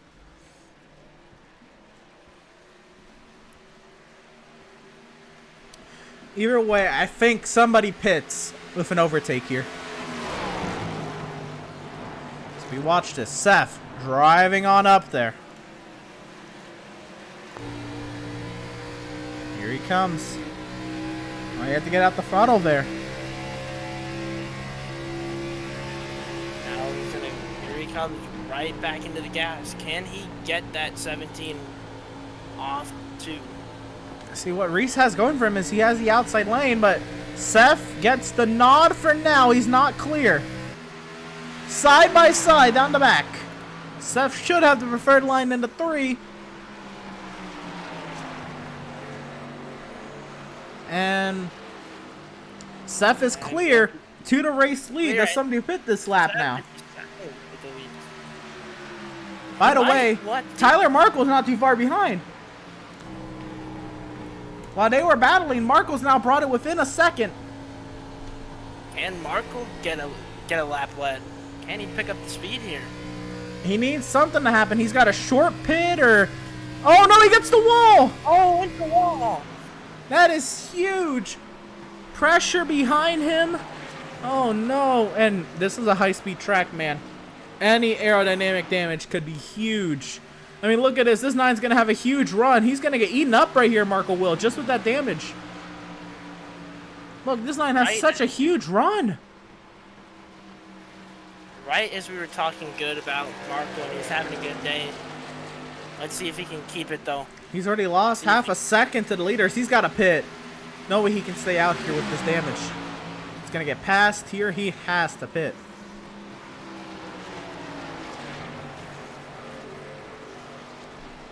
He's going to stay out another lap, but... Stay out. Like Solms is pitting. Reese Schaefer in the pit. What did I tell you? What did I tell you? Got overtaken. Yeah, you were right. He got overtook and pitted. I think that's a good play from Reese. Let Seth get, all the way up to you and then just pit. Like he did all that work for nothing.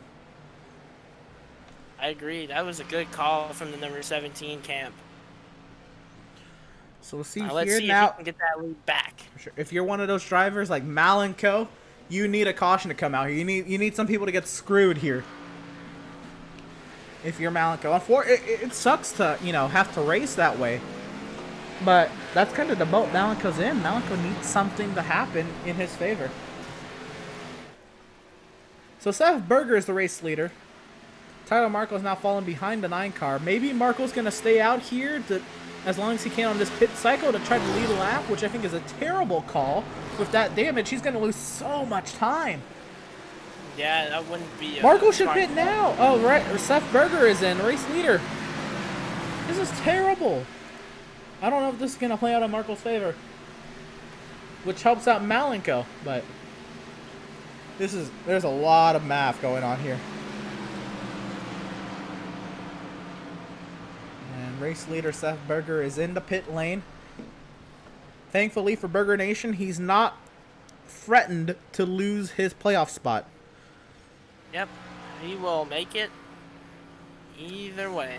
Sitting very pretty. I wouldn't say he's going to make it, but he is sitting pretty.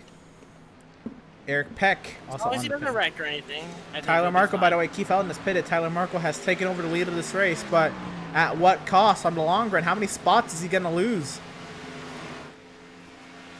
Will he be able to gain them all back on the long run? Here comes Reese Shaver on lap himself. Marco's loose. Oh, man. Marco has to pit here. And Marco definitely loses the did pit. he lead at the line? You know, he had to beat, what, I think Helton. Which I guess Helton might have pitted right in front of him. And here comes Marco. Oh, Lingerfeld almost gets ran over by Songs. Oh, Lingerfeld always locking up and spinning.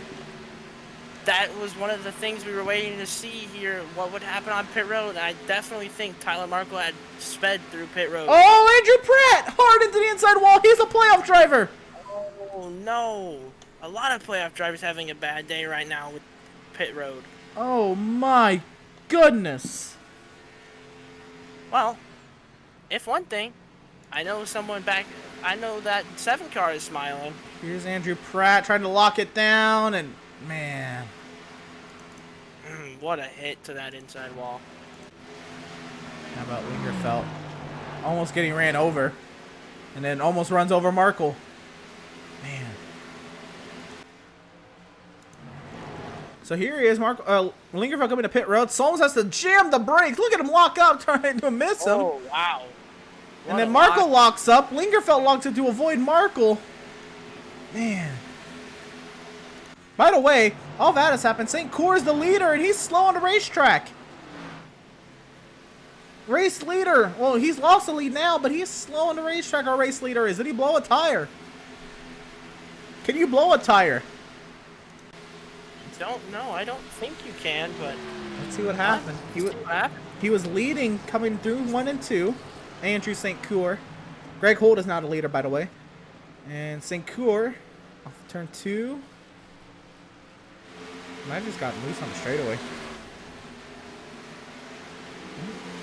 I don't know what happened. No, he just go to the apron. Other than the rule on console, you know, was you have to enter pit lane. You have to enter, you know, from the apron in 3 and 4. That's not the rule. yeah. Will he get a penalty now?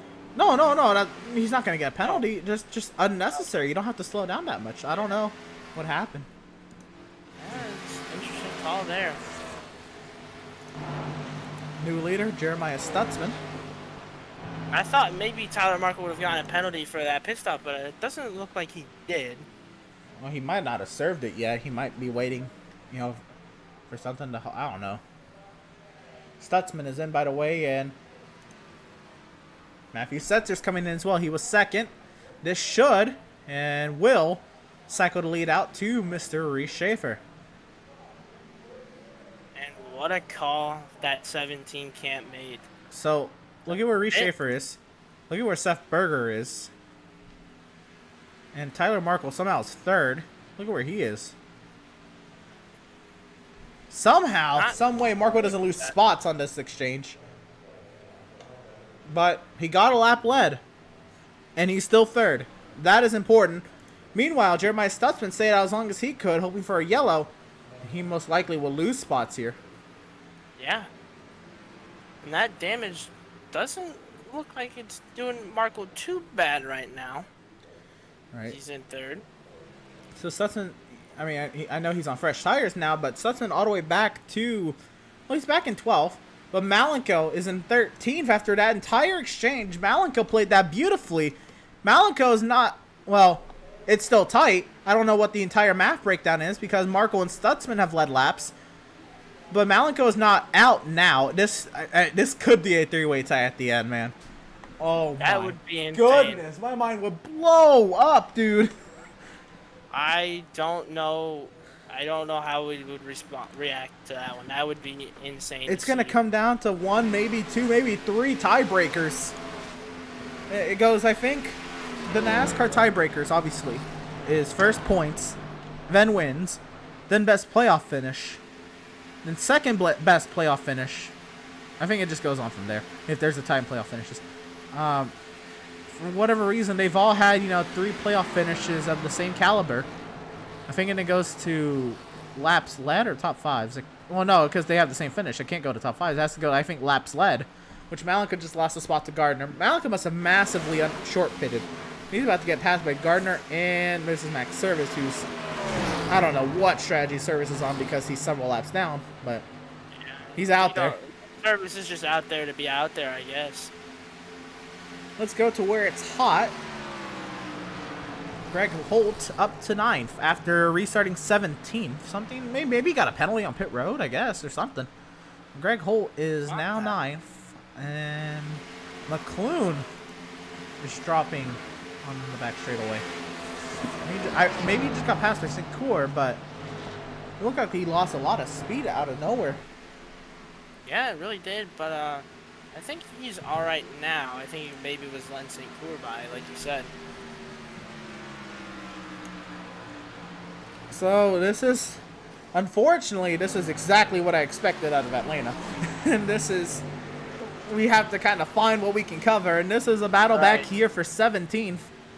Eric Peck, Doug Solms.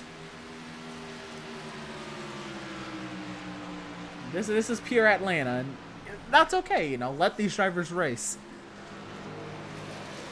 It just makes our job a little harder. Yeah, it really does. It's fine. It's part of it. Andrew Pratt did. By the way, Lingerfeld's a lap down. He probably sped. Andrew Pratt, I think he made it, but he repaired damage. I thought Tyler Markle for sure sped, but I guess that wasn't the case. See, I don't know if there's any confirmation there. But Andrew Pratt is 45 seconds ahead of Kyle Lingerfeld. So Lingerfeld definitely sped. I guess Pratt just, he spun and he lost time. He had to repair the car and all that. By the way, things have tightened up here. Tyler Markle is... Where is this? I'm trying to find Seth Berger out of 4. Are we live? Yeah, we're live. Timing and scoring is going a little crazy right now. Never mind.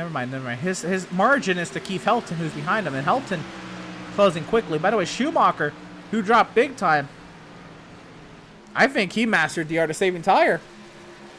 Where was he? Like 14th? Look at him in 5th. It's like 15th. And now he's back up in front. They're back up in 5th. Schumacher, man. I'm telling you, maybe he won't win the title this season, but he is getting better and better. And, I mean, he's a legitimate title contender. He is learning what to do in these ovals, these heavy stock cars and ovals. It's hard. Also, by the way, look at that EWRL logo on Doug Solms' quarter panel. I just have to throw that out there. Look at that quarter panel. Wow. And he's got names on there, by the way. I think that says Andrew Pratt, Eric Peck, Randall Barnett, who is their spotter. And Randall, he used to race in this series. He ran some test sessions. Kevin Thompson on the car. Doug Solms, his own name is on the car. The Outlaws logo is on the car. The full logo and the banner logo that you have in the top left corner on your screen. What a good car. I like this. Yeah, I like this car. Shouting us out. Shouting out the series. I'm trying to read what it says. I think that might just be the team name. Twisted. Yeah, I think it's just the team name. Yeah, Twisted something on there. But shouting out the people, his 4 teammates. Well, his 3 teammates, himself and spotter Randall. Randall's a good guy. Really, he won. What was it? He won Talladega. The last Talladega race we did on console, and he kind of called it a career from there. And you know what? Good on him. You know, go out on top. Yeah, that's a way to go out right there. Win a race and then you're done. But yeah, Doug Stallings again, 53 years old doing this, by the way. From Ontario, Canada, 2 top 10s this season. And they're not just pushovers. Legacy Pocono, that was a tough race. That was a strategy race. That's a tough track. Yeah, don't forget about his All-Star Yes, sir. last chance qualifier win that he got. He did it. By the way, 53 years old. You gotta think. You know, he's not no spring chicken anymore. But he whooped some butt on the dirt in that last chance qualifier. He won the last chance qualifier to make it into the All-Star race. Yeah, that was, and he even said too that he wasn't really fond of dirt, and he won. He won the last chance qualifier. Met on track. Schumacher, Shelton. For 4th, and they're closing up on Tyler Markle. The 3-car battle here for the 3rd position. Schumacher way up high. That damage that Tyler Markle has now must be hurting just a little bit. Let's see how Schumacher in this Michelin Man Toyota Supra does. Around the outside, by the way, also Helton on Markle is what you see out of the windshield, out of the visor camera here from Adrian Schumacher.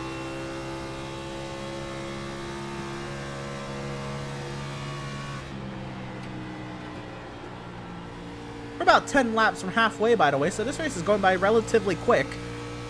Got about, say, another hour of racing, but it won't feel so bad if it goes at this rate. Yeah. But again, the outside lane, Helton staying loyal to the outside lane. Schumacher staying loyal to the outside lane. And Markle holding his own in the middle.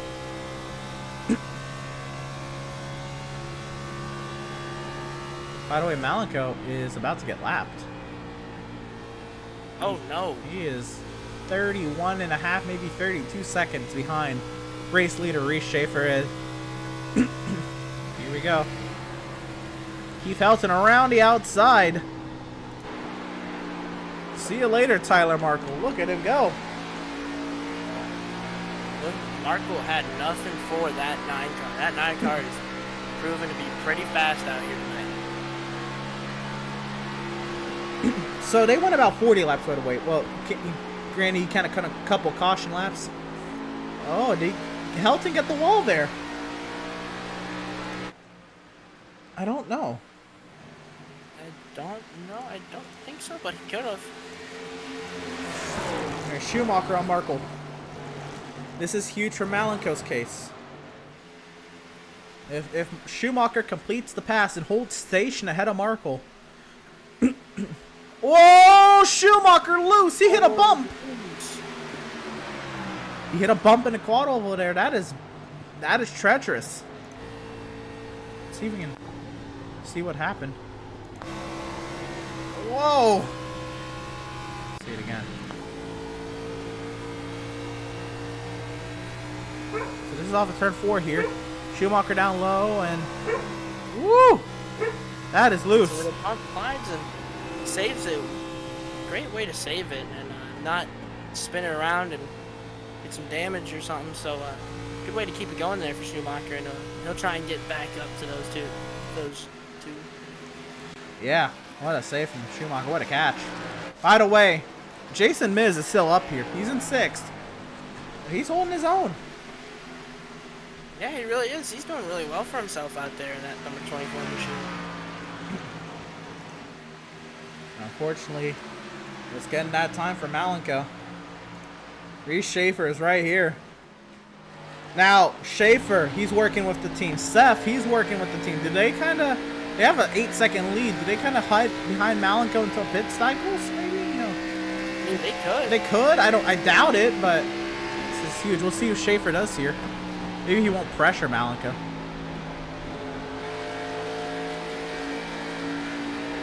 Let's see, riding right behind that 7. Let's see, he's going for it. Oh, he's going for it. He's not taking any chances, especially with Seth on the case. He's coming. Seth is coming.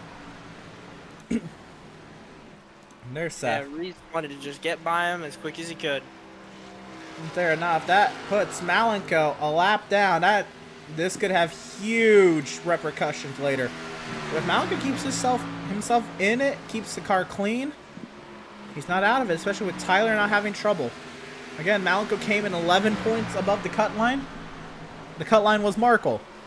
Markle, 11 points. He is 10 spots ahead of Malenko, and Markle's on the lap while Malenko has not. That is a tie. And then that then goes to highest finish this round, which Markle holds. This is crazy. Wow. This is crazy stuff. And again, do you remember where Malenko placed at Martinsville? Where did he place? If you remember. I think he got into a wreck, and he got that. I think he got into that big accident. Oh yeah, he finished 4 down, and then he also wrecked at Daytona. Yeah. So Markle again would have, highest finish on Malenko. Really, yeah, Malenko would be so out of the playoffs if it wasn't for all his bonus points earlier in the season. But and remember, they were talking all of this about how Marco's going to be the one eliminated, and right now, Marco's changing their words right now. He's proving that he wants to get into the second round. That's going to be an interesting conversation post-race if things hold. Because right now, Markle would get in over Malenko if they tied. Malenko, he just needs one spot to change that, or Markle to lose one spot to change that narrative. Also, where does Stutzman fall into all this? Stutzman, I think, would be 2 ahead of Malenko. And Markle is... Yeah, Markle is 6 spots ahead of Stutzman. And they both led laps. So that all kind of checks out. Stutzman would barely be in. Markle and Malenko would tie, and Markle would have the tiebreaker at the moment.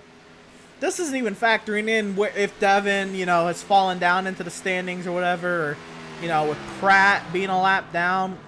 There's a whole lot of math to go on here. Where does Max Service end up? Yeah, there's a lot going on. There's a lot of math. We're not going to know right off the bat. Adam Gardner, our league owner, he's going to go right to work right after the checkers fall. Right after the last car on the lead lap crosses the start-finish line. He is going to go to work on the points, and he's going to tell us who's in and who's out. Yep. We want to get you guys the results as quick as we can. By the way, so let's talk about this pit cycle, because Seth Berger's about to pass Reese Schaefer here, but let's talk about it as it's happening, by the way. We'll let the overtake kind of happen, but okay, pit cycles. They last pit on lap 28. The last pit on lap 67. Before that, they pit on lap 28, which is under the caution. 40 laps or so. The 39 laps that Schaefer ran, Seth ran 31 laps. 41 laps, throw in a couple caution laps. So pit cycles are coming. By the way, we're already past halfway. We are now 95 laps to go, coming around to 94. Seth's still trying the inside lane. And pit stops are happening in the next 7 to 10 laps. We're also getting close to making this on one more stop. With 95 laps to go, if they go, 7 laps, that makes it 88 laps left in the race. Can you go 44 laps? They've gone 41. They're going to have to save 3 laps a stint. Or are we going to have pit stops with 6 laps to go? Right. This is going to be an interesting play here. Let's see. Maybe. I wonder if Reese will do the same strategy. Oh, close. Very close racing these two. Schaefer's holding his own, by the way. Holding nice and tight up there. Yeah, he is. He doesn't want to lose the lead here. But Berger is coming. Berger wants to get that lead. He wants to win this race. Badly. To the inside goes Seth Berger. We'll check comments if we get time after this overtake. And Seth is cleared to the race lead once again. Berger Nation rise up. I don't really know where all this is going to play out. If we can make it, after this stop, one more stop, looks like Seth has got this in the bag. But if there's some extra curricular strategies going on, somebody from deep in this field could also win. Don't count out Stutzman, who we know he has strategy on his mind all the time. Stutzman, by the way, he last pit on 75. So add 40 laps of his, and then you're lap 115. Add another 40 laps, you're lap 155. Add another 40 laps, you're lap 195. Jeremiah Stutzman might have played this fuel game perfectly, by the way. Can he do it again? Can Jeremiah Stutzman win by strategy? This is That'd be a big- absolutely mental, man. That would be insane. So we have a lot of action in the chat. Dennis Montez says, let's go 77, who is our race leader now. Dan Park said, interview Max. Oh, goodness. Yeah, we're going to interview the driver that is several laps now. Well, no, but we could interview him. We could try to figure out what happened and see how he feels about the whole situation now. Maybe, but, I mean, this is if we get like a slew of cautions and we run out of people to interview, maybe. Right. Lisa Berger says, go 77. Dan Park says, go Markle. Dan also asked what happened to the 71.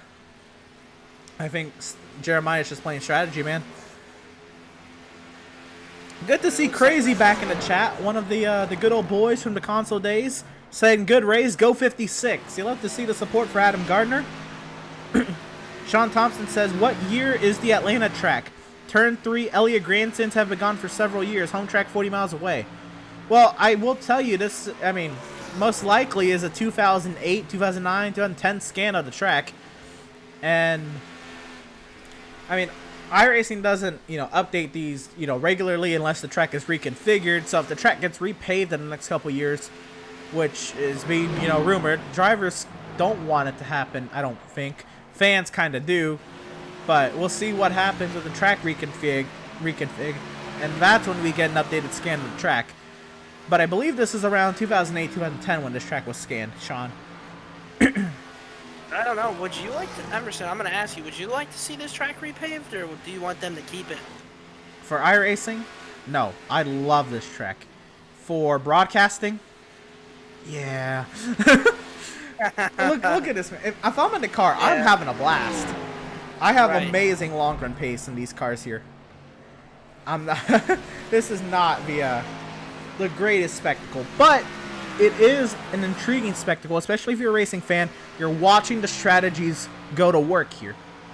You're watching the minds come together, see, what's gonna happen on fuel here. How do you save tires, by the way? Seth Berger, I mean, he's got his plan nailed down. He is pulling away from Reese Schaefer. Reese is barely in the screen. Well, there they are. They're on the back straightaway. He's still there. Mark Berger says Berger Nation Lines. Go for it. Berger said he had a plan, and that plan looks like it's working out really well, and he's doing something in that car and saving those tires well to be able to get away from Schaefer. Yes, sir. Lisa Berger says Berger Nation in the house. Brandon Richardson says, come on, Kyle. Sheldon Swindell says elimination race or no. This is an elimination race. And we are talking about who could be in, who could be out. And I believe Helton has hit the pit lane. So go ahead and see. Schaefer also hit the pit lane. Schaefer's pitted. So here we go. Pit stops are underway. Let's go to the front stretch cam. And how long does Seth Berger stay out here for? Seth's staying out there. He's going to kind of go for fuel strategy, I'm pretty sure. But Helton is pitted. Malenko, I think, is trying to pit. Yep, here comes Malenko. Don't speed. Don't wreck it. He'll make it. There he is. Markle coming down pit road. Yep, Tyler Markle's in. Better pit road entry than the last time he came. Oh yeah, that was something. We'll get back to the comments in a second, but last commenter was Sheldon Swindell's elimination, asking if this was an elimination race, and it is, which is important. We're trying to see where all the math shakes out, where Markle and Malenko and Stutzman and Smith and Thompson, where they all shake out. This is huge right now. Adrian Schumacher on pit lane.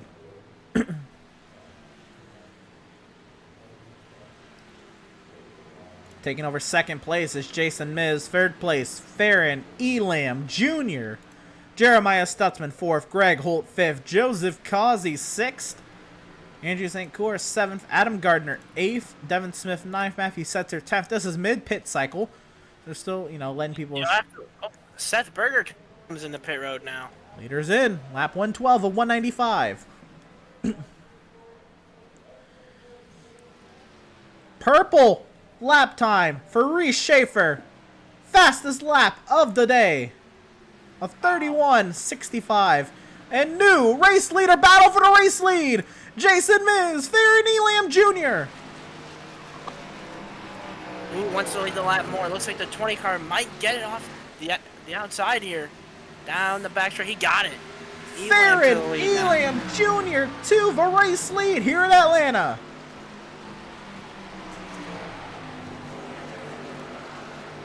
Here comes Malenko on his fresh tires. This is huge. If a caution comes out during pit cycle, you can make up 1 lap. 2 laps down is a different thing. Malenko's got to get by. Joseph Causey's in pit lane. Farron Elam Jr. is our race leader, and here comes Malenko.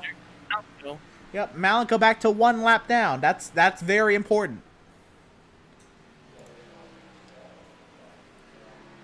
There's Stutzman still out there, and Tyler Markle, his playoff counterpart, on that bubble counterpart, flying right on by. Now you have to wonder, when will Stutzman pit? You know, I don't know, but you gotta think here, if you pit now, you can make it on 1 more stop. So we should see a flood of them come in soon, because now they've made that threshold. St. Cour, Gardner, they're in. Eric Peck, Andrew Pratt.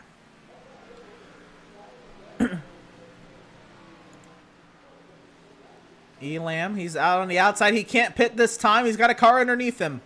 Jason Miz is coming in, though. Nice smooth pit entry for Jason Miz. By the way, our theoretical race leader is Reese Schaefer. There he is. Theoretical 2nd place, Keith Helton. 3rd, Seth Berger. 4th, Tyler Markle. At the moment, they're 6th through 10th. So Farron Elam Jr. in the middle of the racetrack, all by himself. You can't pit from the middle of the track, even if there's nobody around you. That could be a pit violation. He gets grass! He's going to go with the grass! He's going round! He'll keep it straight, but from the race lead. That's gonna lose him a spot. Oh, well, we'll have to see. On the long run, that could lose him a spot, though. You know, where pit cycles haven't come out, this could be bad.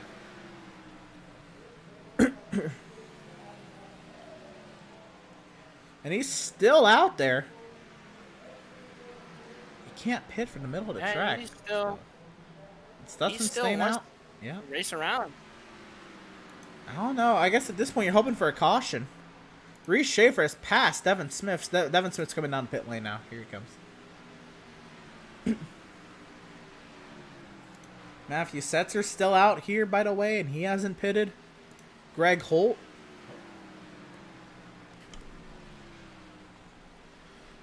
Oh, we're Still a lot of guys haven't pitted out here yet. Theron in the middle of the track. He's got to get down if he's going to pit. Looks like he's coming. And looks like, yeah, he is coming. coming. And here comes Holt. Stutzman's loose. See their pit entries. They make it in. Jeremiah Stutzman, the race leader. He's making it really easy on him, making it to the end on 1 stop.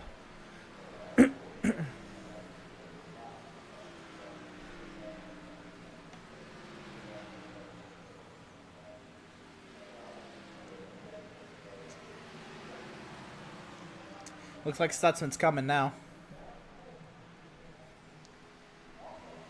Jeremiah Stutzman.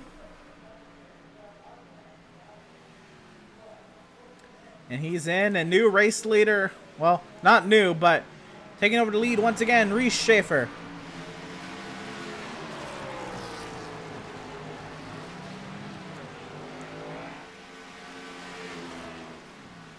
So Reese Schaefer out in front. Matthew Setzer, who has still yet to pit, he's riding 2nd. Keith Helton 3rd. Seth Berger 4th. Tyler Markle 5th. Joseph Causey 6th over Adrian Schumacher 7th. Jason Miz 8th. All these people, by the way, they're going to move up 1 spot when Setzer pits, which isn't right now. Matthew Setzer to the pit lane. And this should be the last of the drivers to pit on this cycle.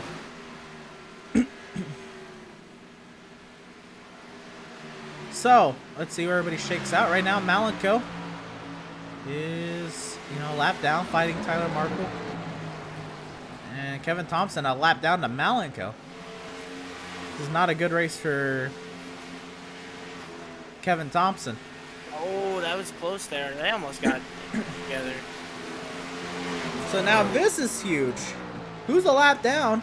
10th place, Theron Elam, and everybody behind him. Like playoff drivers, Jeremiah Stutzman, Devin Smith, Malenko, Josh McClune. They're all a lap down, along with fast drivers like Greg Holt and Setzer. He won the All-Star. He's coming off the pit lane now. A lot of names are a lap down, but who's on the lead lap? Let's shout those guys out. Adam Gardner's still on the lead lap. In 9th. A nice little job trying to get himself another top 10 this season. He has one top 5, by the way, and Legacy Pocono. That's no slouch. It's a tough track out there.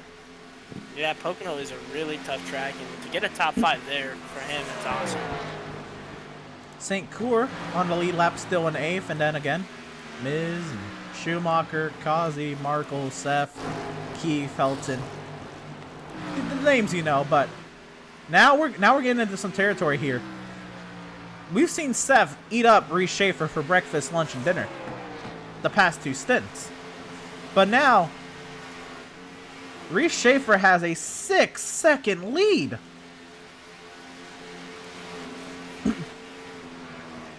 It was 8 seconds, but can Seth close down a 6-second lead? Seth has been very fast so far. I think he might be able to here, but what the? Keep watching and find out. Maybe Reese Schaefer starts to pull again. Fair enough. Let's look around, see what we got. Schumacher and Miz going at it. Here's a battle back here. Oh, Greg Holt around Stutzman and Elam. What a pass there. This is for the lucky dog, by the way. This is important. This is huge. Stutzman needs to get the lucky dog to, be in the lucky dog position if a caution comes out, I should say. To, really be able to make something happen out of this race.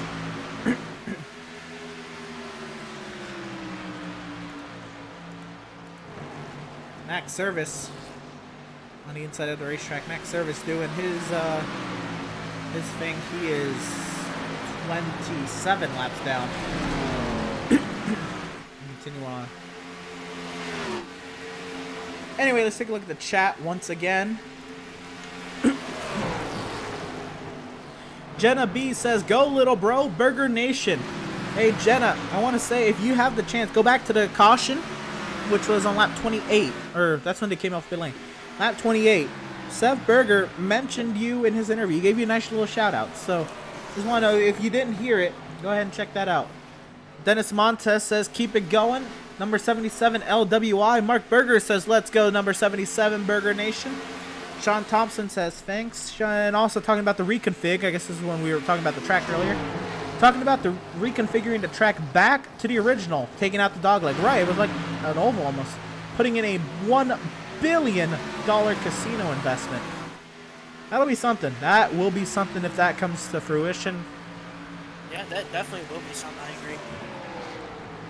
I don't know what kind of spectacle that'll be, but what other track can we think of with 24 degrees of banking in the turns? That is a 1 mile oval.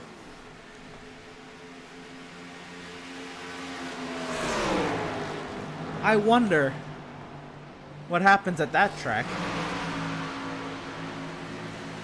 Yeah, it would be interesting to watch. If you didn't get out, I was referencing Dover there, but Dover's a fun track. Dover is wild. Dover is wild. It'll be fun to watch. Let's see. Dennis Montez says, "Bring home the hardware." Number 77, and Cindy Simic in the chat says, "Come on 56." And again, not too shabby of a run at all for Adam Gardner. In the 9th position, This is a good run. And a beautiful car from Rogers Race Wraps, by the way. Look at that. That is a beaut. Yeah, it's a beautiful car. I like it, man. Adam always runs some good paint schemes, and this one is really, really good. I like it.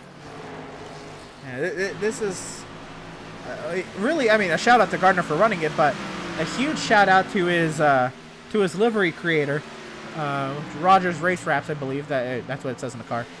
That is, I mean, there's paint splatters on there, but I don't know. This is giving me like some of those Trackhouse scheme vibes, man. That is a good looking car.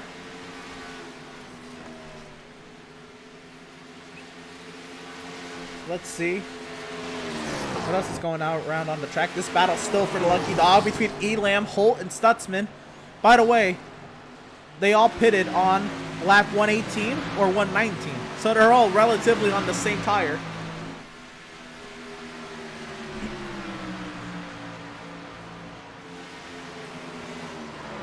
It'll be interesting to see, can Seth Berger get that lead back once again. How about Malenko? He'll have a lot of work to do. Malenko's got a lot of work to do too. He is a lap and a half down, I believe, or 2 down. We'll see when he comes behind the Tigger, but I'm pretty sure he's a lap and a half down. And I mean, he's in 15th again. He's doing what he's got to do, but I don't know if it's gonna be enough with Tyler Markle running in 4th and leading a lap. Markle now has 1 point over Malenko. Tyler Markle really putting on a good show right now. He's doing what he's got to do, man. Yeah, I mean, hey, he had some big shoes to fill. He needed to step up, and here he is right now, stepping up, 4th. That would be a storybook ending for him, for sure. And to add to what's happening here, Stutzman is, again, 8 spots back. They came in 8 points apart from one another. They both led laps now. So we're looking at a 3-way tie, or almost a 3-way tie now. Markle losing some traction there. But if Malenko can get the 14th, we're looking at a 3-way tie for that final 2 spots. One of those 3 is going to miss out. Unfortunately, I think it's going to be Malenko. Yeah, and that would suck to see Malenko go out. He's a championship contender still. Again, you got to think, there's a lot of short tracks in these playoffs. And he has 3 wins on the season. That is a title heavyweight that could go out in round 1. I mean, I don't know how he will fill out brackets for the Outlaws, but if Malenko goes out in round 1, that's Jimmy Johnson going out round 1 in 2015. Like that is a heavyweight out round 1. Or Kevin Harvick last year going last year, yep. I mean, that is absolutely mental to think of. That's a bracket buster. That's like Oral Roberts beating yeah, I was just thinking about that. Beating, what was it, Virginia, and who else did they beat? Virginia and Florida. Florida, man. Who had them going that far? I don't watch college basketball, but man, that made headlines. Joseph Causey, by the way, helping out Malenko unintentionally by taking 4th, putting Markle to 5th, and it is a 3-way tie. Actually, no, Stutzman now goes up 1 point. Stutzman is in by 1 point. Markle and Malenko tie now. This is huge math. This is all going off the top of my head. I could be wrong. I could be doing the math wrong, but I'm pretty sure Stutzman at the moment is in by 1, and Markle and Malenko are tied. I'm not going to confirm until I get the official points from league owner Adam Gardner. I mean, he's done them right so far. I hope he does not make a mistake tonight. Right. But if anything is said wrongly on air, it will be posted correctly on the Facebook page whenever that, is completely decided. But we should know who's in and who's out tonight. And we should get it by the end of post-race interviews. Again, let's find the action on track, which is right here for 6th, right behind Tyler Markle. This is Schumacher on Miz, and Miz is having a great run too, man. Yeah, he really is. He's having a great day. Nice, quiet day. We haven't said his name other than, that he's running up here, like, and he's running with playoff contenders. And some will say if it wasn't for that short track stretch, Miz, you know, is a playoff contender. He was in the bubble fight. He was in it big time, and then we hit a lot of short tracks, and they're not his thing, man. He struggled, but look at him now. I mean, he needed to make it through those short tracks, and who knows? Look at with this run, he might have made it to the second round. Yeah, he might have. And it sucks to see that he didn't get into the playoffs, but short track after short track, that kills you. Yeah. So we are now, I'd say, 10 to 15 laps from the next set of pit stops. 15 laps. If you pit like in 12 to 15 laps from now, you should be good to make it to the end. I don't know what the fuel consumption rate is of these cars, but I can almost assure you that if you pit it with 40 to go, you're going to make it to the end. With 42 to go, you're probably going to make it to the end. Kerry Young's a 77 domination. Show everyone new decal from first place. Maybe I'm not gonna. I think maybe that decal is there. It's a circle that potentially is covered up by some dirt there, but we will see. I completely forgot. I'm gonna look at the playoff standings on my second monitor real quick. And yeah, by the way, I mentioned, you know, where Malenko and Stutzman, Markle, Thompson, Smith will shake up. Pratt is also 13 points to the good coming into today. He's 2 laps down. And he's 18th. Boys, this is, oh my This is goodness. gonna be insane. We could have multiple ties, by the way. Oh my goodness, man. I don't know. I don't want to say anything when the checker flag flies. I don't want to say anything wrong. I want to let the official points come in before I say anything. By the way, Miz has passed Markle for I'm fifth. getting word. Yes? I'm getting word that the 9 car of Keith Helton might get a black flag. Oh no. He just pitted, yeah. Let's see. What might have happened.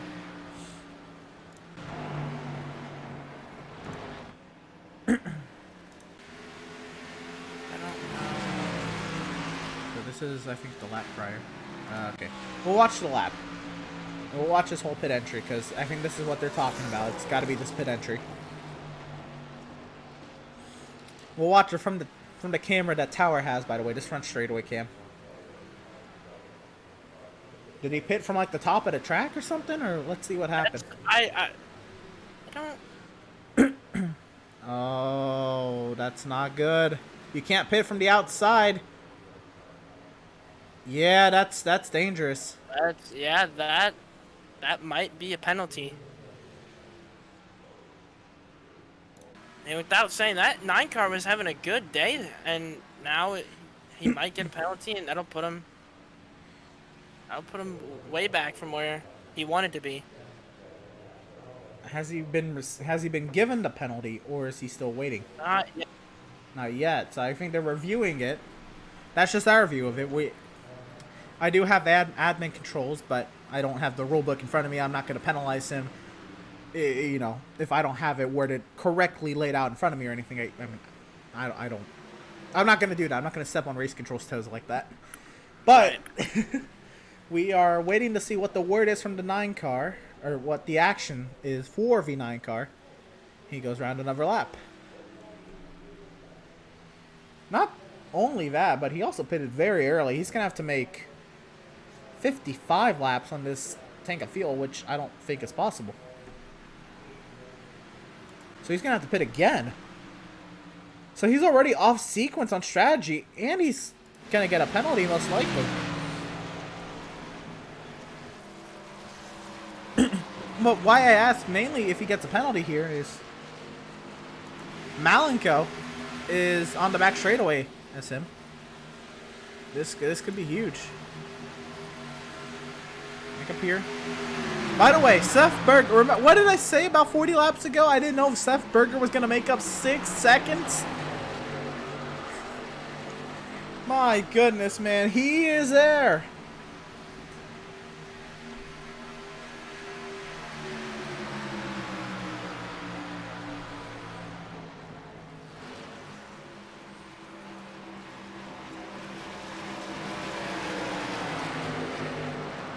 So Seth, working to the inside of 2 lap vehicles, the 65 of Lingerfeld, the 95 with Devin Smith.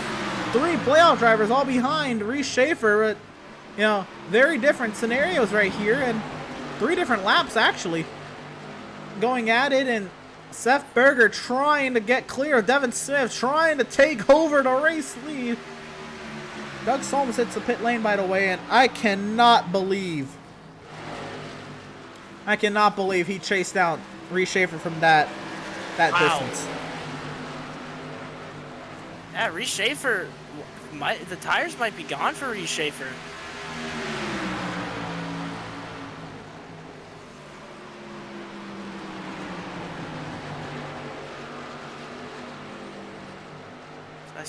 I don't know if we got an update on the situation to the 9 car. Well, he's still out there, so they have not flagged him yet. They could be waiting for pit cycles to end so they don't potentially miss somebody else doing the same thing. They could wait till the end of pit cycle, so we might not get a word for about 20 laps here, which will suck, especially, you know, from his end. Like, why would it take you 20 laps to do it? But you don't want to miss somebody else doing the same thing, you know? You don't want to be inconsistent in this call as well. So there's multiple race controllers. They're up there. One, I think, is going to watch pit entry. One's watching pit exit, and the other's watching action. And you know, there's designated tasks up there. They're not doing this, you know, free-handed. And they want to make sure they do it right. They don't want to rush it and do it wrong. I might see if I can go get a word from race control and see what's going on with that.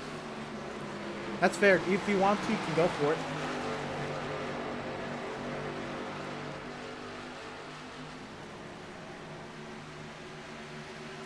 So while he goes into the field, my little journalist does. We're on lap 152 of 195, and pit stops, they're coming. It's very soon. I think if we pit here, it's good to the end. And what did you find, Jacob? Getting word from them, from Adam, and them, there was no penalty given. Whatever penalty iRacing gave them was penalty. Any penalty was okay. You came in really muffled, but I did hear a lot of it.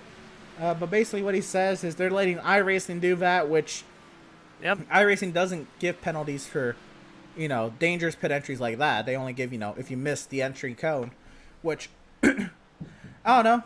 In Keith's defense, this is his first race, but that's still a very dangerous maneuver. Yeah, I think if he does it again, they'll definitely flag him. At least give him a warning, which I think would be very fair, you know, in his first start. Reese Schaefer, by the way, is pitted, along with Tyler Markle, Andrew St. Cyr, Malingwood. The floodgates have opened. Max Service is 27 down. He's in. Reese Schaefer is still on that strategy of, you pass me, I'll pit after. And now this is huge because there's going to be 40 to go. And what margin does Schaefer have on Seth? How long does Seth? Seth cannot stay out as long as he did last time. He's got to come in like this lap or next lap. And he can't come in this lap. There's going to be Cardi was inside. He can't. But, I mean, he has to come in, you know, very soon. He cannot let Reese get out to like an 8-second lead because he barely caught him. You know? Right. Like, yeah, you don't want a chance to, you don't want to, you know, get caught up in traffic and then you lose your entire chance to win. Yeah, he's gonna need to pit, and if he has to pit right now. Yeah. Right now would be the time to pit. Kevin Thompson is in. Trying to make it into the next round. Kevin Thompson is. Schumacher hits the pit lane. Let's see. He's on the low lane. Looking. Here he comes. He knew it. He can't let Schaefer get that big of an advantage. So here he comes. Don't speed. Don't mess it up. Adam Gardner is in.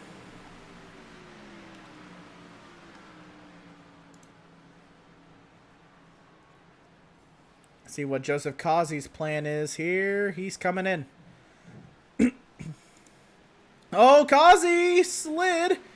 He saved it. Miz is coming in as Elam will stay out and take over the lead of this race. The Miz is in. Holt is in. Stutzman stays out.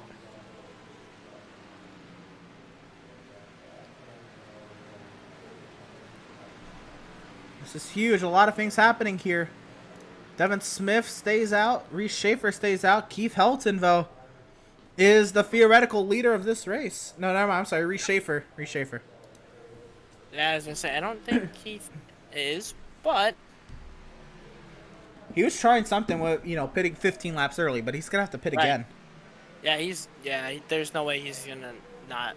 Yeah, he's gonna have to pit another time So for sure. Stutzman is in.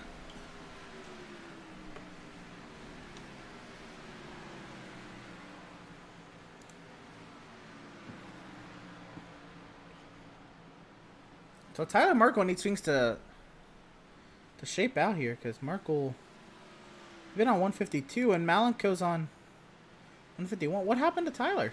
Something. I have no idea. Oh goodness! And he's coming up to Jason Miz. Oh, tight. Oh, that was close. Farron stays out another lap, and Marco's probably gonna cycle out here, but to what spot? I mean, he's got Setzer. He's gonna get Elam and Helton. So I think Marco will, you know, still come up at 6th, but I thought maybe Marco had a penalty or something. That was sketchy. I don't know what happened. Right. He pitted the same lap Schaefer did, so he did not gain any advantage on Reese. So there's Setzer. Elam, I mean, he's made his bed. He's just hoping for a yellow. Yeah, he wants a yellow, and I don't know if we'll get one. Man. Okay, we had our one and only caution on lap 28 so far. We have gone, what is this, 130 laps, green flag.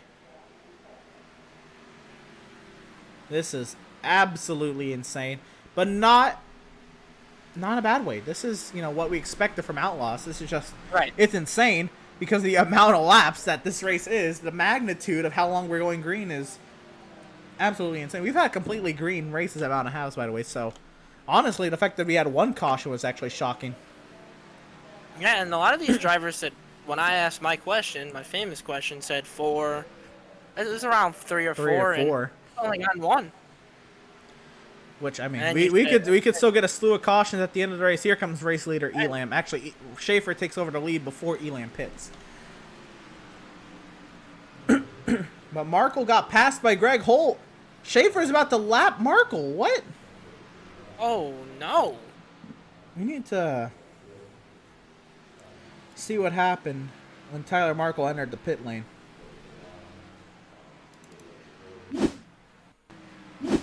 Alright, pit lane. Here we go. Let's see. Did he slide? Did he make a mistake? Did he just take it slow? No.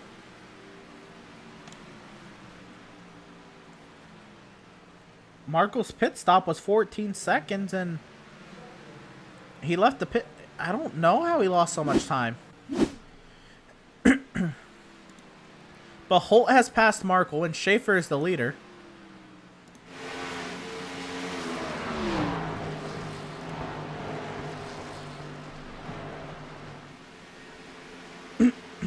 You know, we talk about how some of these drivers, they're happy Greg Holt's not in.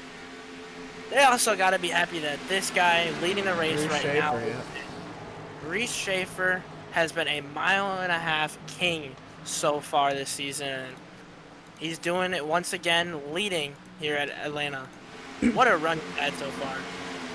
The 19-year-old Michigander, 2 wins on the season, Chicagoland, Legacy, Kentucky, and we're at another 1.5 miles, and we still have 3 more to go. Do not count this number 17 out of any race win, especially when it comes to these 1.5 miles.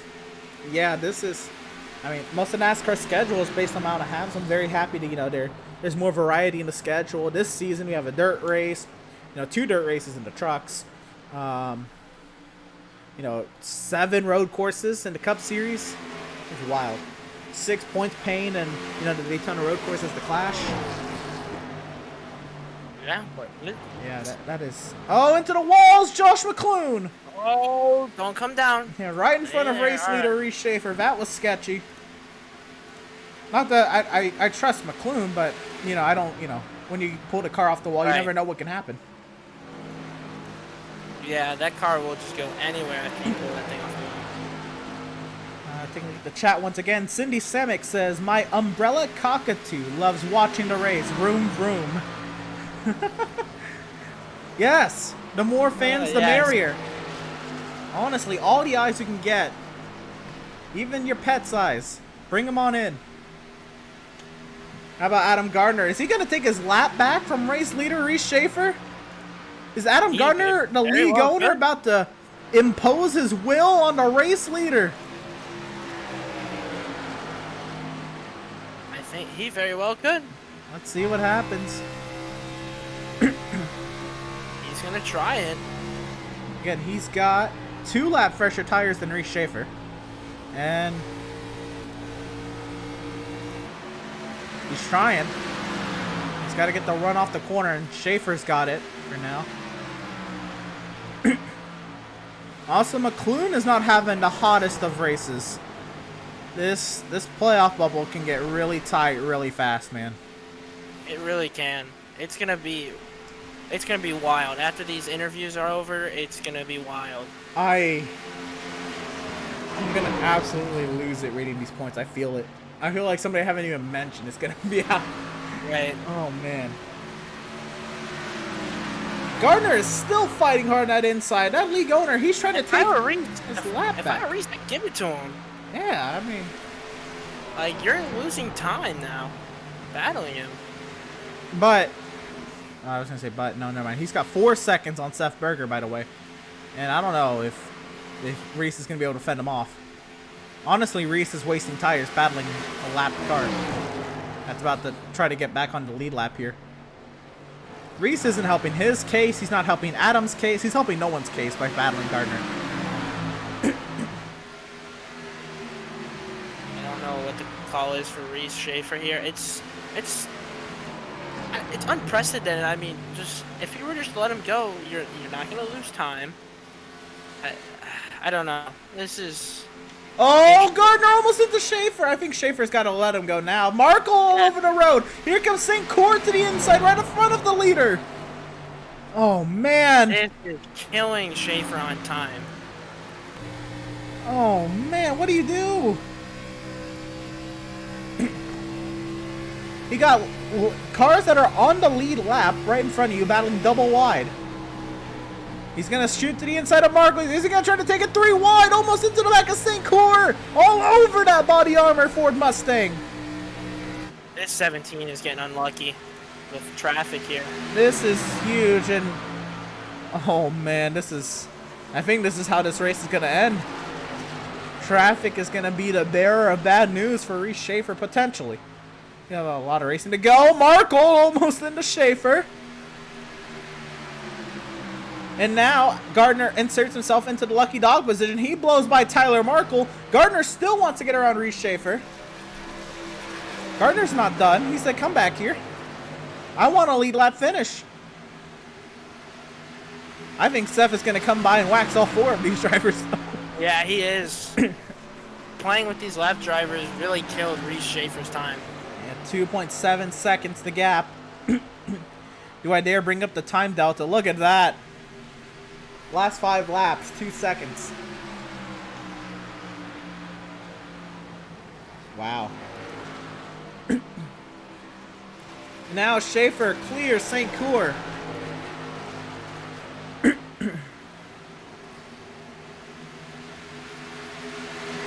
St. Cour ain't done yet. Here he comes to the inside. Oh my lord.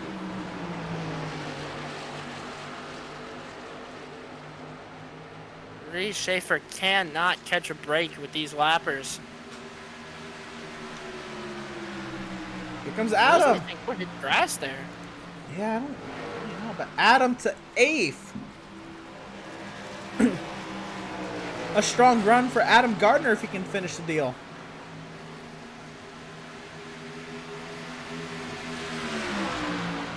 Here comes St. Cour.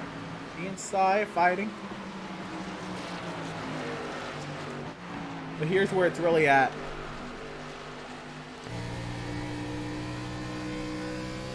Take a look at the lap time history.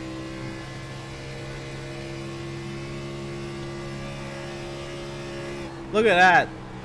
3 tenths, 4 tenths, 3 tenths, 2 tenths a lap. A lap on Schaefer. Marco's getting out of Seth's way. Keith Helton pits from 5th, which is going to move Gardner and everybody up a spot. That'll be put a smile on Marco's face for sure. That could be a car in between Marco and Malenko, by the way, too. Yeah. So Helton in the pit lane. Oh, Marco pits! Oh. This is an interesting call. What is happening? Marco. Is Marco Marco, throwing away what the are you playoffs with doing? this strategy?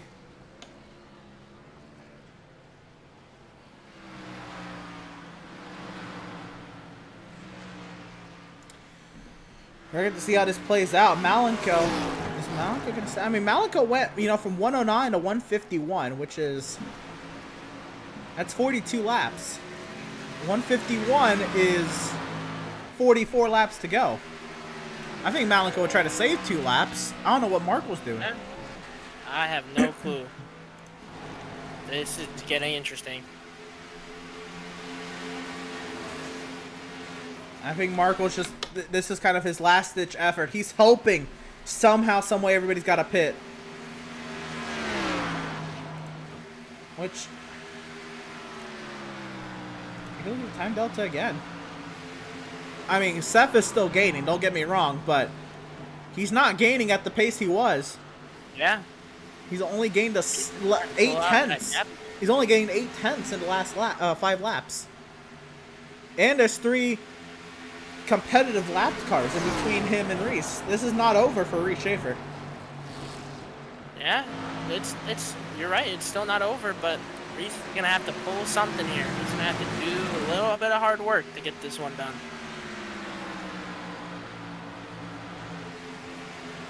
Take a look at the chat. Mark Berger says, "Oh hell yeah, Burger Nation rise." Sean Thompson commenting on Seth saying the 77 looks like Ryan Blaney. Long run car. Rebecca Berger says, "Keep it up, Seth." Pam Williams, go Seth. Dennis Montez, nice move, number 77. Mad Dog Burger says, "Let's go, number 77, Seth Berger." Pam Williams says, "Pour it on, Seth." And Cindy Samick says, 56 is in 8th place. And yes, he is. Again, a great run for Adam. I think he only has 2 or 3 top 10s this season. So, this would either make it his 3rd or 4th.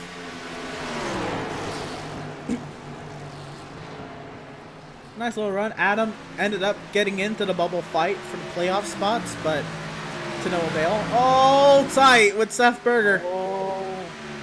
But that gap has stabilized. I don't know what turbo boosters Reese turned on battling those lapped vehicles, or maybe just maybe the lap vehicles were slow enough that it slowed Reese enough to save some tire.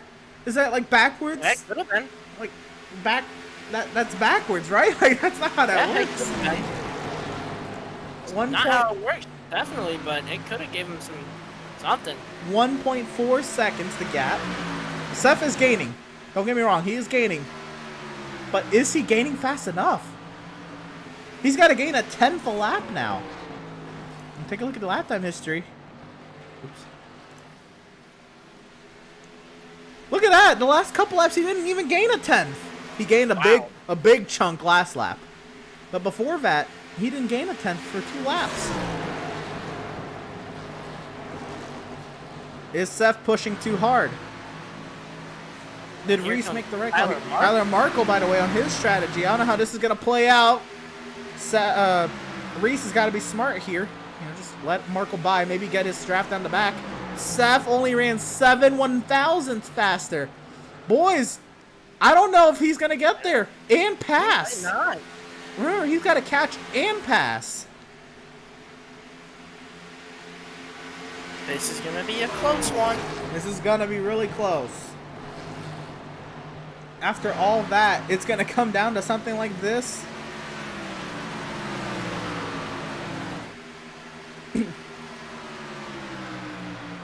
By the way, St. Court catching up to Adam Gardner for the 8th position. And I have to shout this man out. 5th place, Jason Miz. If he can hold on, how about a 4th top 5 this season for Jason?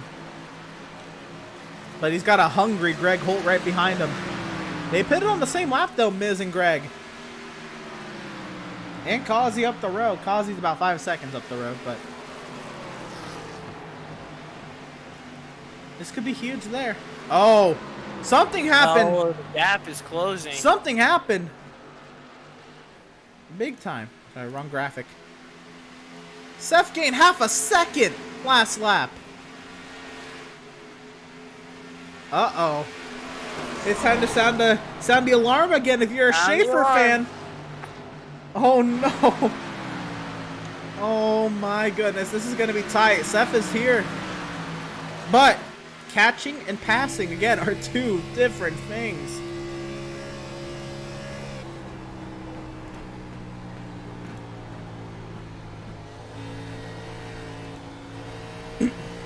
You gained 3/10 the previous lap.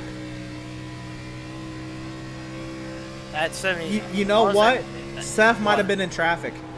Oh yeah, he could have. That could have been the issue. It could have been the traffic that Schaefer had to go through. That Reese had to go. Yeah, that Schaefer had to go through. That Seth had to go through. Yeah. That could have been it. Man, that 77 machine is fast. 10 laps to go, and he is there.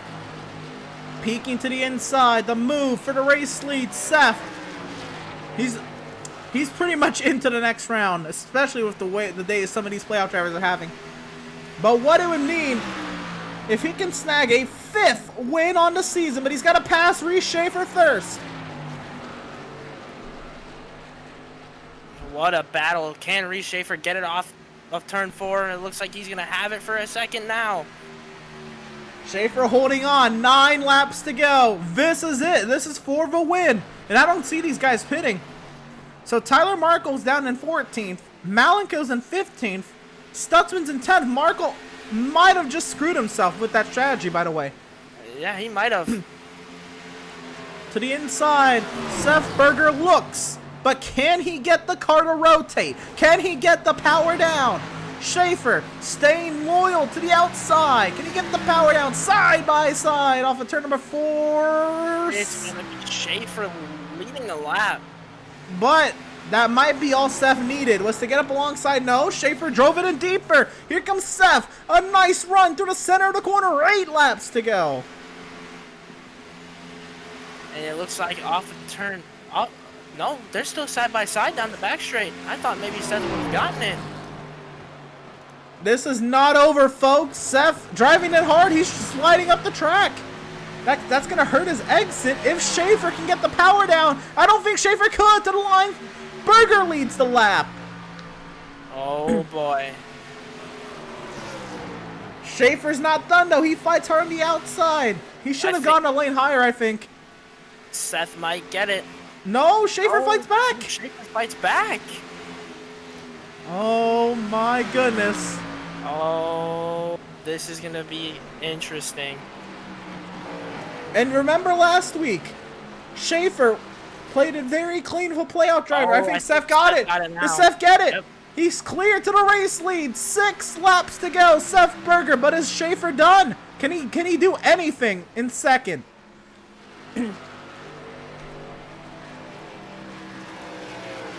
That might have been all she wrote for Reese Schaefer. And with 6 laps to go, Seth Berger leads at Atlanta. Trying to get his 5th win on the season. Your boy is in the lead. Now, the battle for the lead has been decided. We have a lot more to talk about. First, I want to shout out Schumacher in 3rd, Miz in 5th, Elam in 7th, and Gardner in 8th. Now, let's get down to business. Jeremiah Stutzman is in... Gardner's in 9th, by the way. Jeremiah Stutzman's in 8th. He came into today's race 8 points over the cut line. Now, he is 6 spots ahead of Tyler Merkel. They both led laps, so this is 14 points. Jeremiah Stutzman is above Tyler Merkel. Malico came into today 11 points ahead of Tyler Merkel. He is 1 spot behind Tyler. That makes it 10 points ahead of Merkel. While Stutzman gained spots, so this puts Malico on the bubble. I'm not even going to try to calculate the math for wherever Pratt ends up. And Service, by the way, he's down to 22nd. He's not going to catch Lingerfeld, which is huge. That could have been another point. And a lot of math is going to have to go on here. A lot of math. By the way, battle for 9th. Gardner, St. Cour. Not for playoffs whatsoever, but a battle for position nonetheless. Devin Smith has had a nice recovery drive. He's up to 11th. He should, keyword should, be in. But we'll wait for the official word. Kevin Thompson, I don't think 16th is going to be enough. I'm not going to say anything for sure. I don't think this is going to be enough, though. Garrett Velzy, he's not... He must win tonight to advance to the next round. Actually, that's not even mathematically possible for him to advance to the next round. So, yeah, Garrett Velzy is officially eliminated from the playoffs, by the way. Even coming into tonight, he had over 51 points. If you win a race, you have to be present for all 3 races in that round. He did not show up last week. So even if he won and dominated tonight, Garrett Velzy would not have made it to the next round. Yep, and that's a tough situation for him, but, you know, he tried. Come back next season. Hey, he made the playoffs. A lot of people who missed it would have loved to. But this driver did not miss the playoffs. He came in as a top seed in the playoffs. He's played this race like a fiddle. Top of the charts in practice. He did not have a hot qualifying, but he had a plan. He told us in practice that he had a plan. And there's a crash in the back straightaway. Oh. That's the 20th Theron Elam Jr. and Greg Holt. But it's on the last lap. There's no caution. There's only 5 cars on the lead lap. And one of them is going for his 5th win on the season. Driver of the number 77, Burger Nation, is into the next round. And for the 5th time this season, wins at Atlanta. Schaefer comes home 2nd. Tune in on the post-race show. You'll find out Schumacher will come home 3rd. There's only 5 cars on the lead lap. We'll catch the last lap accident as well. Schumacher 3rd. Kazi wraps up this round with a great run in 4th. And Jason Miz, for the 4th time this season, will get a top 5. What a run Jason Miz had today. Let's see what happened on that last lap with Greg Holt and Theron Elam.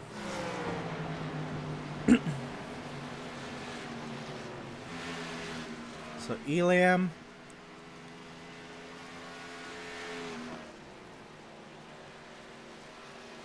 This might have been a cooldown lap. My apologies. Yep.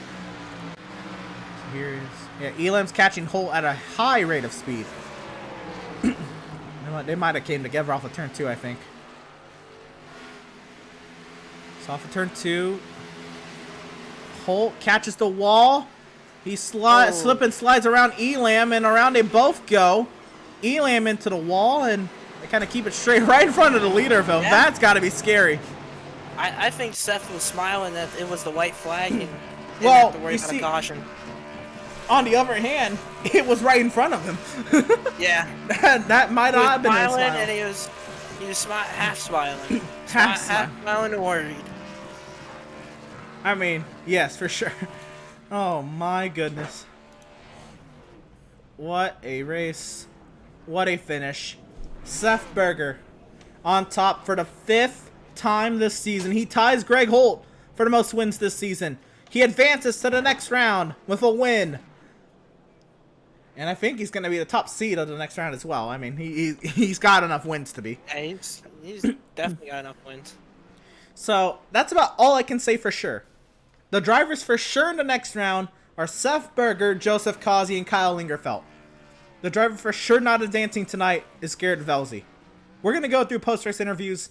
We'll go through the results, and then we'll get the official word from the league owner.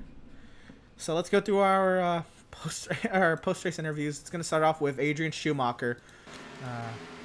Wow. And let's get him on up. Let's see.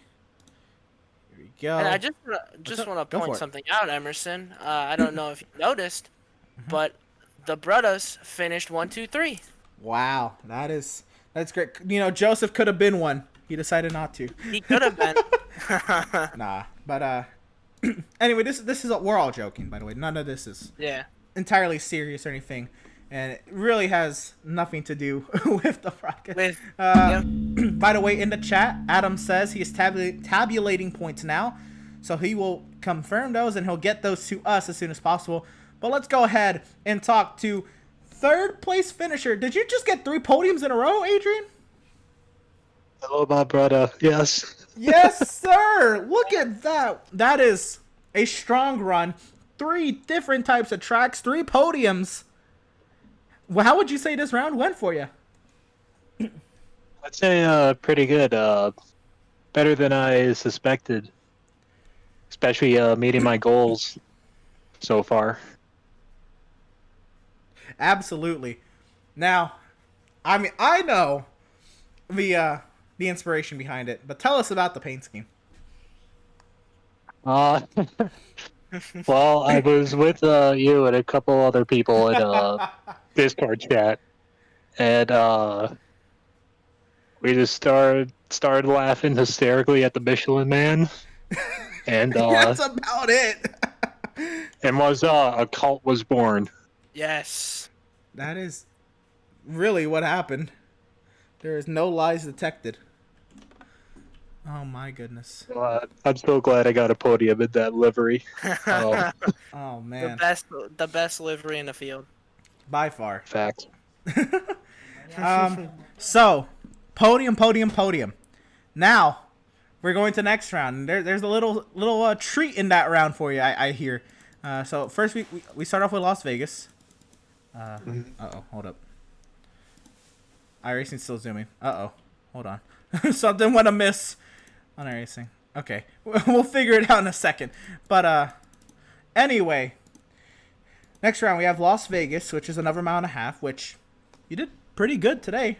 How would you, I mean, do you know Las Vegas enough to really gauge how you think you would do? Only on NASCAR heat. Okay. That's all I know. Well, so at least you're not learning this track the week of, and you're not watching film to figure out what the track is, so that's good. But after that, we had to is it Dover or Richmond? I believe it's Dover, and then Daytona Road Course. I think I know what the goal for you is next round, but what's the goal for next round? Podium must win. Podium must win.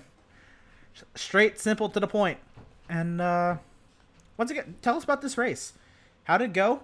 How'd you... At one point, I think you dropped to deep in the middle of the pack, and then you end up third. Tell us about it. Yeah, you know, did that thing called the Harvicking again, saved my tires. Luckily, there was a lot of lawn runs. That's where I think I totally excel at. So I saved my tires, ran the outside lane where I could do that, and just inched my way through the field one by one throughout the race. There you go. This continues to zoom. So, oh my goodness. All right, we're gonna pull away. Oh, okay, it stopped zooming. Jacob, you have any questions for Adrian? Adrian, how you feeling about, this race? It meant something to you because it's an elimination race, and now you're in the next round. How do you feel about that? I feel like it's definitely I don't know how to explain it. I'm just excited to get to the next round, especially how I was at the beginning of the season, running like second to last almost every race. Yeah, I can't believe that. Yeah, that is huge improvements. very proud of you. Not only to win 3 races and get into the playoffs, but to improve immensely here. Congratulations on the podium. Best of luck to you Yeah. next Congrats, round. man. Thanks, brothers. Yes, sir. Yes, sir. That was driver of the number 82, Mr. Adrian Schumacher. And now we have the heartbreak of the night, man. I'd say, well, maybe it is. I think a lot of people also could have seen this coming. But Reese, man, what happened? You know, it was a great race out there. You know, me and Seth had some great battles. You know, I left everything out there though. But you know, the tires were absolute shot. When I came across the line, I had 0.0 left to gas. I left it all out on the track tonight, and just didn't walk away with a win, but still a lot of fun. So It's good to know that you gave it your all, 110% left out on that old Atlanta asphalt. I'll let your boy Jacob conduct this interview, and go for it. Reese, how you doing, man? I am extremely tired. Just need to get up, I think. Been sitting down for too long. Yeah, going into this race, you know, you've always talked about being the 1.5 mile king. You know, the 1.5 miles are your favorite. What was the goal tonight? You know, just try to stay consistent. You know, especially the cool thing about Atlanta now, right? There's multiple grooves, so you can try everything out. And you know, I got some good grooves going, but the only thing that really killed me tonight was you know, the lap cars. Their draft really hurt me, and I'm still, you know, I still led a lot of laps, and I mean, me and Seth 20 seconds on the rest of the field, so that's, you know, pretty good. Yeah. Yeah, so you know, didn't come away with a win, but still, I think really successful tonight. And then what's the pit strategy? Do you think you could have done something better to get ahead of Seth, or you gave it all you got? You know, I think if the first stint I stayed a little bit, the very first stint I stayed a little bit longer. I thought we could go like 50 laps, but that's when I realized we can only go about 43 is like the absolute limit. And so I came in early, like only like a 40 lap run. If I would have stayed out, maybe, you know, all the way like 4 laps there, and then that would have allowed me to stay out one more for each stint. I probably would have had an even better chance to win that race. And it's a tough break, you know, lost out by that much, but you had a great run. Best of luck to you next week at Las Vegas, and we'll see if you can get that win. Yes, sir. Right on. That is second place finisher, driver of the number 17, Reese Schaefer. And now we have the man. Rise up. Burger Nation rise up for the 5th time this season. Seth, you said you had a plan. Oh man, It looked like you did. Yeah, and it worked. It worked perfectly. Was not comfortable cutting it any closer than that. Oh my god, that was probably the most fun I've ever had on iRacing. To be honest with you, being on a worn out track like this, that was awesome. Talk about that final stint. It looked like you were gonna catch big time, and then it started to stagnate. Was that traffic or what happened?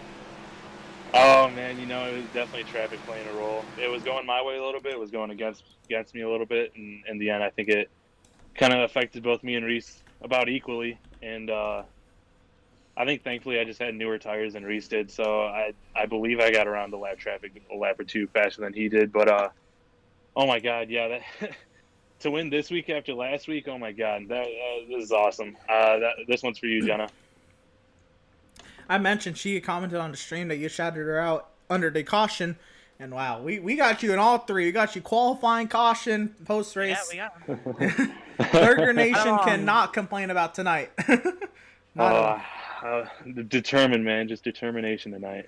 All right, so about the race. I mean, we got through that. Now, top seed, next round, Vegas, Dover, Daytona Road Course. Game plan. What is it? I got some practice in at Vegas, but like I was talking about earlier, I believe that was before the new tire model that we're on now, so I'm still gonna have to practice there again. But you know, I saved tires well enough here. Maybe I could do it at Las Vegas. But yeah, in the end, I'm just still looking for top 5 finishes is what my go-to is every week. And then the Daytona road course, I'm looking for a top 3. We obviously got some road course ringers, and I'm closer to the front, but yeah, really, it's just trying to finish top 5 every week and try to go for wins at the same time. Fair enough. Jacob, you have any questions for Seth? Sure, I'll go ahead and throw a couple questions in here. Seth, first of all, how you feeling about that win, man? Now you're you got another win, and now you get some more points for you. Oh yeah, uh, I was really looking for those bonus points tonight, man. I wanted them last week, and I finally got them tonight. So that'll help me feel a little more comfortable going into next round. And I was going to ask you. Now you're looking at who's left in the field. Your teammates. We still don't know who has been eliminated yet. How do you feel about that? How do you feel? I'm hoping all of them made it in. I believe one of them sadly did not. I'm not going to say who because I don't know for sure, but unfortunately, I think it's only going to be 3 Swift cars going over to the next round. But I got confidence in us 3. I think we could go really deep into the playoffs, or even take up 3 of the 4 spots at the final 4. All right. Well, that's it from me. Good win tonight, Seth, and we'll see you back at Las Vegas. All right, sweet. Thank you. Okay. So, that is our 3 post-race interviews. We promised we'd have who's in and who's out. And I have the confirmation. I do too. And you do. So. All right. So, who will not be making it into the round of 10? Who will be sitting shy and not having a chance to go for a championship starting next week? Driver of the number 48, Garrett Velsey, has been eliminated from playoff competition. The 89 of Kevin Thompson has unfortunately been eliminated from playoff competition. And the 42 of Tyler Markle has been eliminated from playoff competition. Wow. Man, if only Markle didn't pit there, man. Yeah, that's what killed him. That pit strategy killed him. Well, I don't know what he was thinking, but it basically choked. He basically choked. Yeah, In better terms. There's not really a better way to put it. Yeah. But I guess let's see how the rest of the field shakes down, and why they got eliminated. Of course, the winner, Seth Berger, with an amazing strategy that got him to win tonight. 1.7 seconds ahead of Reese Schaefer, and then that was it. No, I'm kidding. Adrian Schumacher, 23 seconds back.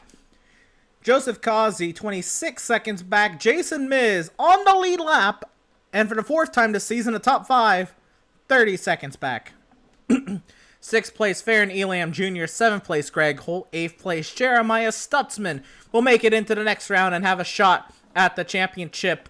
Will continue his chance at the championship. St. Cour comes home 9th after his, I guess, a little break from the action. He's back in it. Adam Gardner, a nice run, gets him another top 10 finish. Keith Helton, in his first Outlaw Sim Series start, not a slouch of a start at all. Had some great running up there, but he'll come home 11th, 1 down. Devin Smith, 12th. Matthew Setzer, 13th. Jacob, take us through V Final 13. Heartbreak, Tyler Markle, 14th. 15th, Malenko. 16th, Kevin Thompson. 17th, Andrew Pratt. 18th, Eric Peck. 19th, Joshua McClune. 20th, Doug Solms. 21st, Lingerfeld. 22nd, Max Service. 23rd, Garrett Velsey. 24th, Joe Panino. 25th, Cody Vreeland. And 26th, Patrick Clark Jr. Yeah, I believe Cody and Patrick did not take the green, so I guess technically they're credited with starts today, but not really, I guess. I don't know. Yeah, I don't know. But final thoughts, Jacob. 1 caution. Almost could have been 2. But 1 caution. What we expected, and then 160 laps of green flag racing. It was a great race and a great battle between the 17 and the 77, and it just sucks to see that, Tyler Markle made a wrong pit decision, and that's it. He's done. He had such a great run today, and, we thought maybe he might have a chance, and that late pit decision didn't help. Yeah, I don't really know. There's got to be a reason for the call, but nonetheless, we will. I'll talk to him and I'll find out, I guess, afterwards, man. There's not a whole lot you can say. Before we go tonight, we got to shout out our charity once again tonight. Our charity was the American Humane Association. They are the first to serve wherever animals are in need of rescue, shelter, protection, or security. And through their innovative leadership initiatives, from their No Animals Were Harmed program in Hollywood to broad-based farm and conservation animal welfare certifications, to rapid response rescue and care across the country, American Humane sets the gold standard as the most visionary and effective animal welfare organization in the nation. Again, if you wish to donate to the American Humane Association, make sure you check out AmericanHumane.org. And again, we shout out a different charity each week in hopes of, trying to get them any sort of exposure, any sort of help we can do with all of you who tune in each week. Again, if you feel you wish to donate to the cause of the American Humane Association, please do at AmericanHumane.org. It would mean the most. And again, we try to, get each one of these associations, charities, foundations, whatever they are, their spotlight. And, this time, all we can do with all of you supporting us. Tonight's cameras, like this one right here, was presented by Whiplash Media. Pit Stop TV's parent organization, Whiplash Media, specializes in various sim racing resources, including paint schemes, stream overlays, iRacing camera packs, like you see here, and more. Whiplash Media is working on its presence in real racing, offering services such as photography, social media, management, and public relations. Make sure you go to www.whiplash-media.com for more. And well, that's really gonna do it. I mean, what a round it was. So short, but as it was short, there's a lot of long seasons that came to an end today. 3 to be exact. Velzy, Thompson, Markle, they will not be racing for a championship, but there's still 10 drivers that are. We continue the stretch of 10 races to figure out who will be the Outlaws Sim Series Bandit Grand Nationals inaugural iRacing champion.